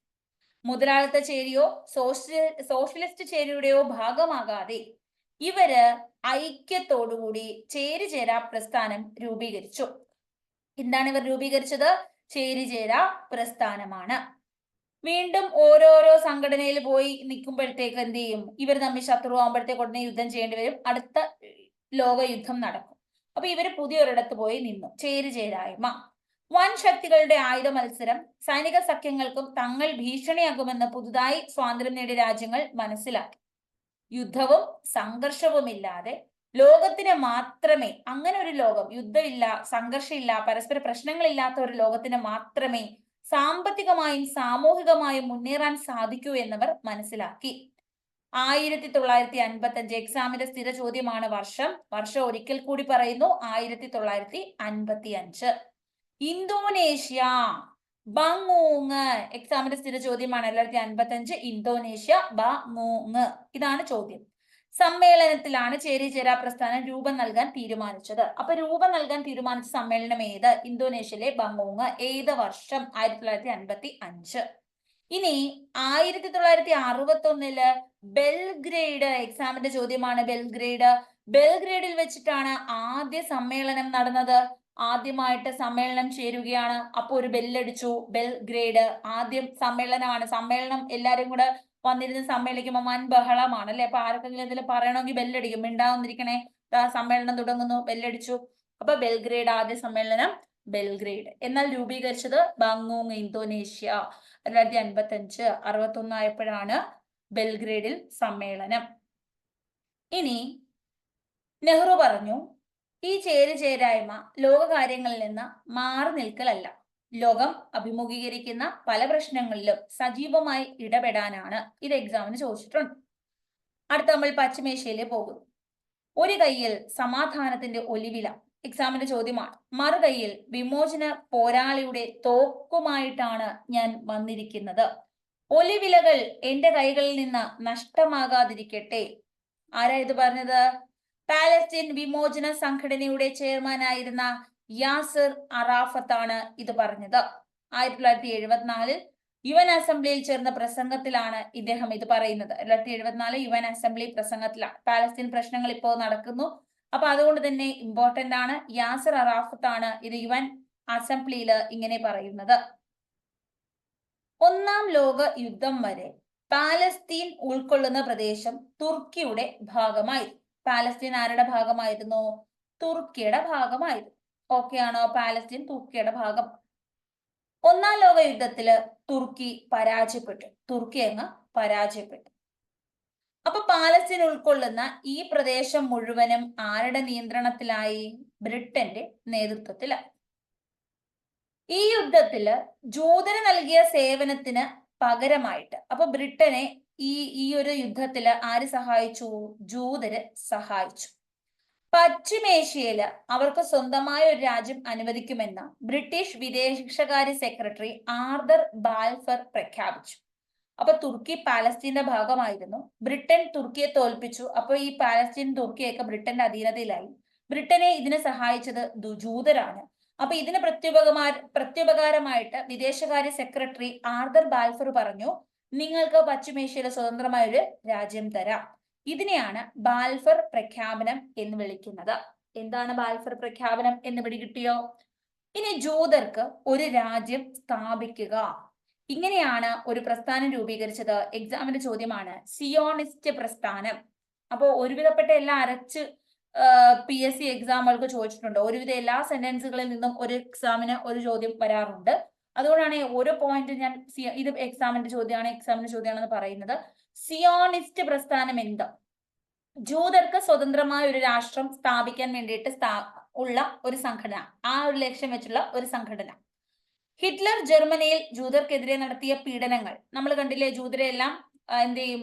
ക്യാമ്പിൽ കൊണ്ടുപോയി കൊല്ലും അല്ലെ? ആൻ ഫ്രാങ്കിന്റെ ഡയറി കുറിപ്പ് കണ്ടില്ലേ? ഓഷ്വിറ്റ്സ് കോൺസെൻട്രേഷൻ ക്യാമ്പിലല്ലേ ആൻ ഫ്രാങ്കിനെ വധിച്ചത്. അപ്പൊ ഈ ജൂതർക്ക് സ്വന്തമായ ഒരു രാജ്യം വേണമെന്ന ആവശ്യത്തിന് തീവ്രത കൂട്ടുന്നു. 1948 ഇസ്രായേൽ എന്ന രാഷ്ട്രം രൂപീകരിച്ചു. 48 ഏത് രാജ്യം രൂപീകരിച്ചു? ഇസ്രായേൽ രൂപീകരിച്ചു. ഇതിനെ തുടർന്ന് ഇസ്രായേലും അറബ് രാഷ്ട്രങ്ങളും തമ്മിൽ നിരവധി യുദ്ധങ്ങൾ ഉണ്ടായി. ഇസ്രായേൽ പാലസ്തീനെ കൈവശപ്പെടുത്തി. അപ്പൊ ഇസ്രായേൽ ആരെ കൈവശപ്പെടുത്തി? പാലസ്തീനെ കൈവശപ്പെടുത്തി. ജന്മനാട്ടിൽ നിന്ന് പുറത്താകേണ്ടി വന്ന പാലസ്തീൻകാർ വിവിധ അറബ് രാഷ്ട്രങ്ങളിൽ അഭയം തേടി. അപ്പോൾ ജന്മനാട്ടിൽ നിന്ന് അവർക്ക് പുറത്താകേണ്ടി വന്നു. അവർ എവിടെ പോയി അഭയം തേടി? പല പല ഗൾഫ് രാജ്യങ്ങളിൽ അഭയം തേടി. 1948 ഇസ്രായേൽ രൂപീകരിക്കുന്നത്. ഇസ്രായേൽ രൂപീകരണത്തോടെ അഭയാർത്ഥികളാകേണ്ടി വന്ന പാലസ്തീൻകാർക്ക് സ്വന്തമായ ഒരു രാജ്യം വേണം. ഇങ്ങനെയാണ് പാലസ്തീൻ വിമോചന സംഘടന, Palestine liberation organisation PLO, Palestine വിമോചന സംഘടന, പാലസ്തീൻ ലിബറേഷൻ ഓർഗനൈസേഷൻ രൂപീകരിക്കുന്നത്. യാസർ അറാഫത്ത് ആണ് ഇതിന്റെ സ്ഥാപക പ്രസിഡന്റ്. നിരവധി രക്തച്ചൊഴിച്ചിലുകൾക്ക് ശേഷം 1993 അമേരിക്കയുടെ മധ്യസ്ഥതയിൽ ഓസ്ലോ കരാർ പ്രകാരം പാലസ്തീനെ സ്വതന്ത്ര രാഷ്ട്രമാക്കാൻ ഇസ്രായേൽ അംഗീകാരം നൽകി. എന്നാൽ ഇത് പൂർണ്ണമായും നടപ്പാക്കിയിട്ടില്ല. കാര്യം പിടികിട്ടിയോ? ആദ്യം പാലസ്തീൻ ആരുടെ അണ്ടറിലായിരുന്നു? തുർക്കിയുടെ അണ്ടറിൽ. ബ്രിട്ടൻ ഇത് പിടിച്ചെടുത്തു. ബ്രിട്ടൻ പിടിച്ചെടുത്തപ്പോൾ ബ്രിട്ടനെ സഹായിച്ചത് ജൂതരാണ്. അപ്പൊ ജൂതരെ സഹായിച്ചപ്പോൾ ഈ ബ്രിട്ടന്റെ സെക്രട്ടറി ആയിരുന്ന ആര് പറയുന്നു? ബ്രിട്ടന്റെ സെക്രട്ടറി ആയിരുന്ന ആർതർ ബാൽഫർ പറഞ്ഞു, നിങ്ങൾക്ക് പശ്ചിമേഷ്യയിൽ സ്വന്തമായ ഒരു രാജ്യം തരാം. ബാൽഫർ പ്രഖ്യാപനം. അങ്ങനെ ജൂതർക്ക് വേണ്ടിയിട്ട് ഒരു രാജ്യം വേണമെന്നും പറഞ്ഞിട്ട് സിയോണിസ്റ്റ് പ്രസ്ഥാനം വരുന്നു. 1948 ഇസ്രായേൽ എന്ന രാഷ്ട്രം രൂപീകരിക്കപ്പെടുന്നു. ഇസ്രായേലും അറബ് രാഷ്ട്രങ്ങളും തമ്മിൽ നിരവധി യുദ്ധങ്ങൾ ഉണ്ടായി. ഇസ്രായേല് പാലസ്തീനെ കൈവശപ്പെടുത്തി. അങ്ങനെ പാലസ്തീൻകാർ പല ഗൾഫ് രാജ്യങ്ങളിലേക്ക് അഭയം തേടി. അപ്പൊ സ്വന്തം ജന്മനാട്ടിൽ നിന്ന് അവർക്ക് ഇറങ്ങിപ്പോകേണ്ടി വന്നു. എന്നാൽ ഇവർക്ക് സ്വന്തമായ ഒരു രാഷ്ട്രം വേണം എന്ന് പറഞ്ഞിട്ട് ഇവർ സമരം ചെയ്യുന്നു. ഇവരെന്ത് ചെയ്തു? ഒരു സംഘടന രൂപീകരിച്ചു, പാലസ്തീൻ വിമോചന സംഘടന. 1993 അമേരിക്കയുടെ മധ്യസ്ഥതയിൽ ഒപ്പുവെച്ച കരാറിന്റെ പേരെന്തായിരുന്നു? ഓസ്ലോ കരാർ എന്നാണ്. അപ്പൊ ഇത്രയും കാര്യങ്ങൾ നമുക്ക് മനസ്സിലായി. പിന്നെ നമ്മൾ പഠിക്കാൻ പോകുന്നത് സോവിയറ്റ് യൂണിയന്റെ തകർച്ചയും അതുപോലെ തന്നെ എണ്ണ രാഷ്ട്രീയം, സിയോണിസം, ഇതിനെ കുറിച്ചാണ്. അപ്പോ സിയോണിസ്റ്റ് പ്രസ്ഥാനത്തെ കുറിച്ച് നമ്മൾ പറഞ്ഞു, ജൂതർക്ക് വേണ്ടി ഒരു രാജ്യം വേണം, ജൂതർക്കായി ഒരു പ്രത്യേക രാഷ്ട്രം രൂപീകരിക്കുക എന്ന ലക്ഷ്യത്തോടെ ആരംഭിച്ചതാണ് സിയോണിസം എന്ന പ്രസ്ഥാനം. ആദ്യമായി ഈ ആശയം കൊണ്ടുവന്നത് തിയേഡർ ഹെർഷൽ ആണ്. തിയേഡർ ഹെർഷൽ എഴുത്തുകാരനാണ്. ദ ജൂവിഷ് സ്റ്റേറ്റ് എന്ന പുസ്തകത്തിലാണ് ജൂതരാഷ്ട്രം എന്ന ആശയം മുന്നോട്ട് വെച്ചത്. സിയോണിസ്റ്റ് പ്രസ്ഥാനം, Theodor Herzl, the Jewish state. ഇനി എണ്ണ രാഷ്ട്രീയ ആയുധം. ലോകത്തിലെ എണ്ണ സമ്പത്തിന്റെ പകുതിയും പശ്ചിമേഷ്യയിലാണ്. അറബ് ഇസ്രായേൽ യുദ്ധത്തിന് ശേഷം എണ്ണ കയറ്റുമതി ചെയ്യുന്ന രാജ്യങ്ങളുടെ ഒരു സംഘടനയാണ് ഒപെക്. സംഘടനയുടെ പേരെന്താണ്? ഒപെക്. അപ്പോൾ ഈ ഒരു സംഘടന രൂപീകരിക്കുന്നു. പാലസ്തീൻ പ്രശ്നം പരിഹരിക്കാനുള്ള ഉപാധി എന്ന നിലയിൽ എണ്ണ ഒരു സമ്മർദ്ദ തന്ത്രമായി ഉപയോഗിക്കപ്പെട്ടു. എണ്ണ ഉൽപാദനം കുറച്ചും വില വർദ്ധിപ്പിച്ചുമാണ് പ്രസ്തുത തന്ത്രം നടപ്പിലാക്കിയത്. ഇനി സോവിയറ്റ് യൂണിയന്റെ തകർച്ചയിലേക്ക് പോവുകയാണ്. 20ാം നൂറ്റാണ്ടിന്റെ അന്ത്യ ദശകത്തിലുണ്ടായ സുപ്രധാന സംഭവമാണ് തകർച്ചയ്ക്ക് കാരണമായത്. ഒന്ന്, മിഖായേൽ ഗോർബച്ചേവിന്റെ ഭരണ പരിഷ്കാരങ്ങൾ. ഗ്ലാസ്നോത്തും പെരിസ്ട്രോയിക്കയും ഈ ഒരു സോവിയറ്റ് യൂണിയന്റെ തകർച്ചയിലേക്ക് വഴിതിരിച്ചു. ലോകത്തിലെ ഏറ്റവും വലിയ സമ്പന്ന രാഷ്ട്രങ്ങൾ രണ്ടെണ്ണമായിരുന്നു. വൻ രാഷ്ട്രമായി മാറിയത് അമേരിക്കയും സോവിയറ്റ് യൂണിയനുമാണ്. സോവിയറ്റ് യൂണിയൻ തകരാൻ കാരണമായത് മിഖായിൽ ഗോർബച്ചേവിന്റെ ഭരണ പരിഷ്കാരങ്ങളാണ്.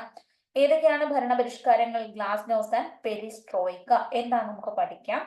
സോഷ്യലിസത്തിന്റെ അടിസ്ഥാന തത്വങ്ങളിൽ നിന്നുള്ള വ്യതിചലനവും മറ്റൊരു കാരണമാണ്. ഉദ്യോഗസ്ഥരുടെ കെടു കാര്യസ്ഥത, അഴിമതി, സാമ്പത്തിക രംഗത്തെ മാറ്റങ്ങൾ ഉൾക്കൊള്ളുന്നതിലുണ്ടായ പരാജയം. അപ്പൊ 91 ഗോർബച്ചേവ് പ്രസിഡന്റ് സ്ഥാനം രാജിവെച്ചു. അങ്ങനെ സോവിയറ്റ് യൂണിയൻ ഇല്ലാതായി. സോവിയറ്റ് യൂണിയന്റെ തകർച്ചയോടെ ശീതസമരം അവസാനിച്ചു. അന്തർദേശീയ രംഗത്ത് വൻ പ്രത്യാഘാതങ്ങൾക്ക് കാരണമായി. അങ്ങനെ ഇരു ധ്രുവ ലോകം തകർന്നു. അമേരിക്ക ഒറ്റ ആധിപത്യമായ ഒരു രാജ്യമായി മാറി. അങ്ങനെ ഏക ധ്രുവ ലോകം ഉയർന്നു വന്നു. സോവിയറ്റ് യൂണിയൻ തകർന്നപ്പോൾ ഇരുധ്രുവ ലോകം അവസാനിച്ചു. അമേരിക്ക ഏകധ്രുവ ലോകമായി. മിഖായിൽ ഗോർബച്ചേവിന്റെ ഭരണപരിഷ്കാരങ്ങൾ നമ്മുടെ ഏത് രാജ്യത്തെ തകർക്കുന്നു? സോവിയറ്റ് യൂണിയനെ തകർക്കുന്നു. സോഷ്യലിസത്തിൽ നിന്ന് വ്യതിചലനം, അഴിമതി, ഉദ്യോഗസ്ഥരുടെ കെടു കാര്യസ്ഥത, സാമ്പത്തിക രംഗങ്ങൾ മാറ്റങ്ങൾ ഉൾക്കൊള്ളുന്നതിലുണ്ടായ പരാജയം. ഇതൊക്കെയാണ് കാരണമായത്. Soviet union ഇല്ലാണ്ടാവുകയാണ് 91. ശീതസമരവും അവസാനിച്ചു. ഇനി എന്താണ് ഗ്ലാസ്നോസ്തും എന്താണ് പെരിസ്ട്രോയിക്കി? മിഖായിൽ ഗോർബച്ചേവ് സോവിയറ്റ് യൂണിയനിൽ നടപ്പിലാക്കിയ പരിഷ്കാരങ്ങളാണ് ഗ്ലാസ്നോസ്തും പെരിസ്ട്രോയിക്കിയും. ആരാണ് പരിഷ്കാരങ്ങൾ കൊണ്ടുവന്നത് 91? മിഖായിൽ ഗോർബച്ചേവ്. അപ്പോ ഈ 91 ഇദ്ദേഹം പ്രസിഡന്റ് സ്ഥാനം രാജിവെക്കുന്നത്. അതിനു മുമ്പാണ് കൊണ്ടുവരുന്നത്. മിഖായിൽ ഗോർബച്ചേവ് സോവിയറ്റ് യൂണിയനിൽ നടപ്പിലാക്കിയ 2 പരിഷ്കാരങ്ങളാണ് ഗ്ലാസ്നോസ്തും പെരിസ്ട്രോയിക്കിയും.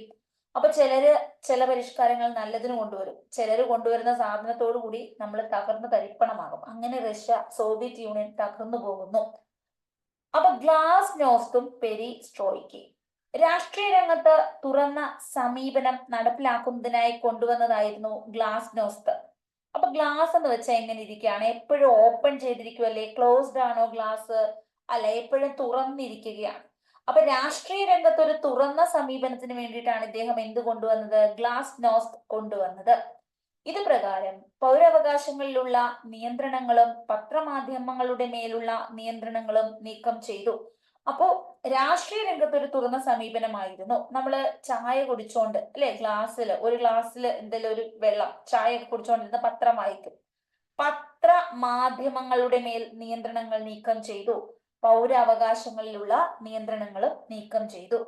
സോവിയറ്റ് യൂണിയന്റെ സമ്പദ്ഘടന പുനഃസംഘടിപ്പിക്കുന്നതിനാണ് പെരിസ്ട്രോയിക്ക റീസ്ട്രക്ചർ നടപ്പിലാക്കിയത്. പെരിസ്ട്രോയിക്ക എങ്ങനെ നമ്മൾ ഓർക്കും? ചിലർക്ക് ഭയങ്കര ആഗ്രഹമാണ്. എന്താണ്? പെരിയ പണക്കാരനാകുക, വലിയ പണക്കാരനാകുക എന്നുള്ളത് ചിലരുടെ വലിയ ആഗ്രഹമാണ്. സായുണ്ട് അല്ലെ? പെരിസ്ട്രോയിക്ക. ഇപ്പൊ പെരിയ പണക്കാരനാകണം, സമ്പന്നനാകണം. സമ്പദ്ഘടന പുനഃസംഘടിപ്പിച്ചതാണ് പെരിസ്ട്രോയിക്ക എന്ന് പറയുന്നത്. ഉൽപാദന മേഖലയിലെ രാഷ്ട്രത്തിന്റെ നിയന്ത്രണം അവസാനിപ്പിക്കുക. ഉൽപാദന മേഖലയില് രാഷ്ട്രത്തിന്റെ നിയന്ത്രണം അവസാനിപ്പിക്കുക. കേന്ദ്രീകൃത ആസൂത്രണത്തിൽ ഇളവ് വരുത്തുക. ഇതായിരുന്നു ഇതിന്റെ ഭാഗം. അപ്പൊ കേന്ദ്രീകൃത ആസൂത്രണത്തിൽ ഇളവ് വരുത്തി ഉൽപാദന മേഖലയിലെ രാഷ്ട്രത്തിന്റെ നിയന്ത്രണം അവസാനിപ്പിച്ചു. അപ്പൊ എന്താണ് പെരിസ്ട്രോയിക്ക? പെരിയ പണക്കാരനാകുക, സമ്പദ്ഘടനയിൽ ഉണ്ടാക്കിയ മാറ്റം.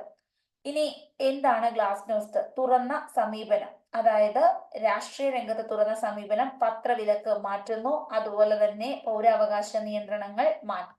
ഇതൊക്കെയാണ് നീക്കം ചെയ്തത്. ഇനി സോവിയറ്റ് യൂണിയന്റെ തകർച്ച. അമേരിക്ക ഒരു വലിയ ശക്തിയായി മാറി. ലോകരാഷ്ട്രത്തിന്റെ കേന്ദ്രം അങ്ങനെ അമേരിക്കയാകുന്നു. ഏകധ്രുവ ലോക ക്രമം രൂപപ്പെടുന്നു. അമേരിക്ക ആഗോള രംഗത്ത് തങ്ങളുടെ ആധിപത്യം നിലനിർത്താൻ പല തന്ത്രങ്ങളും ആവിഷ്കരിച്ചു. അന്താരാഷ്ട്ര ഏജൻസികളെ ഉപയോഗപ്പെടുത്തി രാജ്യങ്ങൾക്ക് സാമ്പത്തിക സൈനിക സഹായം നൽകി. സൈനിക കൂട്ടുകെട്ടുകൾ വ്യാപിപ്പിച്ചു. മാധ്യമങ്ങളെ തങ്ങളുടെ താല്പര്യങ്ങൾക്കായി ഉപയോഗിച്ചു. അപ്പൊ അമേരിക്കയുടെ സാമ്രാജ്യത്വ നയങ്ങളാണ് ഗൾഫ് യുദ്ധത്തിലേക്ക് നയിച്ചത്. തങ്ങളുടെ സൈനിക ശേഷി, സാങ്കേതിക മികവ് ഈ യുദ്ധങ്ങളിൽ അമേരിക്ക ഉപയോഗിച്ചു. എന്നാൽ അമേരിക്ക ആധിപത്യത്തിനെതിരായ കൂട്ടായ്മകൾ ലോകത്തിന്റെ വിവിധ ഭാഗങ്ങളിൽ രൂപപ്പെടുന്നുണ്ട്. അമേരിക്ക വൻ ശക്തിയായിട്ട് ഒറ്റയ്ക്ക് നിൽക്കുകയാണ്. ഏകധ്രുവ ലോകമാണ് ഇവർ കെട്ടിപ്പടുത്തത്. അപ്പോൾ അമേരിക്കക്കെതിരെ പല രാജ്യങ്ങളും ഒന്നിക്കുന്നുണ്ട്. ഗൾഫ് യുദ്ധം 2ാം ലോക മഹായുദ്ധത്തിന് ശേഷം ഉണ്ടായ പ്രധാന സംഭവങ്ങളുടെ കൂട്ടത്തിൽപ്പെട്ടതാണ്. 91-ലും 2003-ലും നടന്ന ഗൾഫ് യുദ്ധങ്ങൾ. ഇറാഖിലെ ഭരണാധികാരിയായ സദ്ദാം ഹുസൈൻ, ഏത് രാജാവാണ് ഭരണാധികാരി? സദ്ദാം ഹുസൈൻ കുവൈറ്റിനെ ആക്രമിച്ചു. ഇതാണ് ഗൾഫ് യുദ്ധത്തിന് കാരണമായത്. അപ്പൊ ഇറാഖിലുള്ള സദ്ദാം ഹുസൈൻ ആരെ ആക്രമിക്കുന്നു? കുവൈറ്റിനെ ആക്രമിക്കുന്നു. ഇറാഖിലെ സദ്ദാം ഹുസൈൻ ആരെ ആക്രമിച്ചു? കുവൈറ്റിനെ ആക്രമിച്ചു.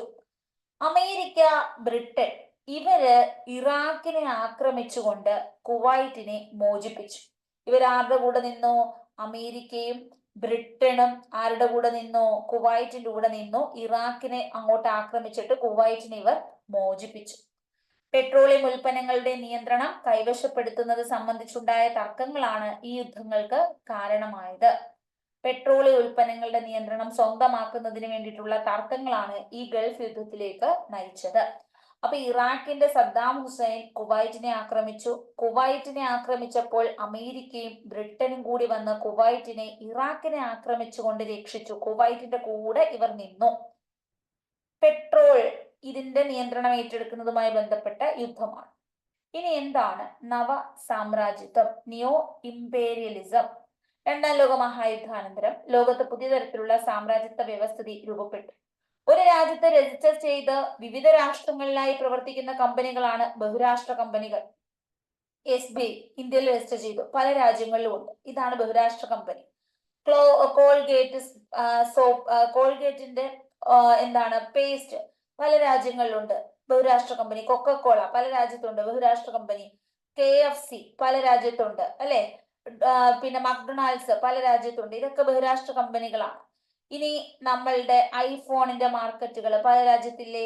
അപ്പൊ ഇങ്ങനെ പല രാജ്യത്തുള്ള എല്ലാത്തിനെയും, സോപ്പുകളൊക്കെ തന്നെ പല രാജ്യത്താണ് ഉള്ളത്. അപ്പൊ ഇതിനെയൊക്കെ ബഹുരാഷ്ട്ര കമ്പനികൾ എന്ന് പറയും. സ്വന്തം താല്പര്യങ്ങൾക്ക് വേണ്ടി വികസിതവും അവികസിതവുമായ രാജ്യങ്ങളുടെ സാമ്പത്തിക, സാമൂഹിക, സാംസ്കാരിക മേഖലകളിൽ ഇടപെടാൻ തുടങ്ങി. ഇത് നവ സാമ്രാജ്യത്വം എന്ന് അറിയപ്പെടുന്നു.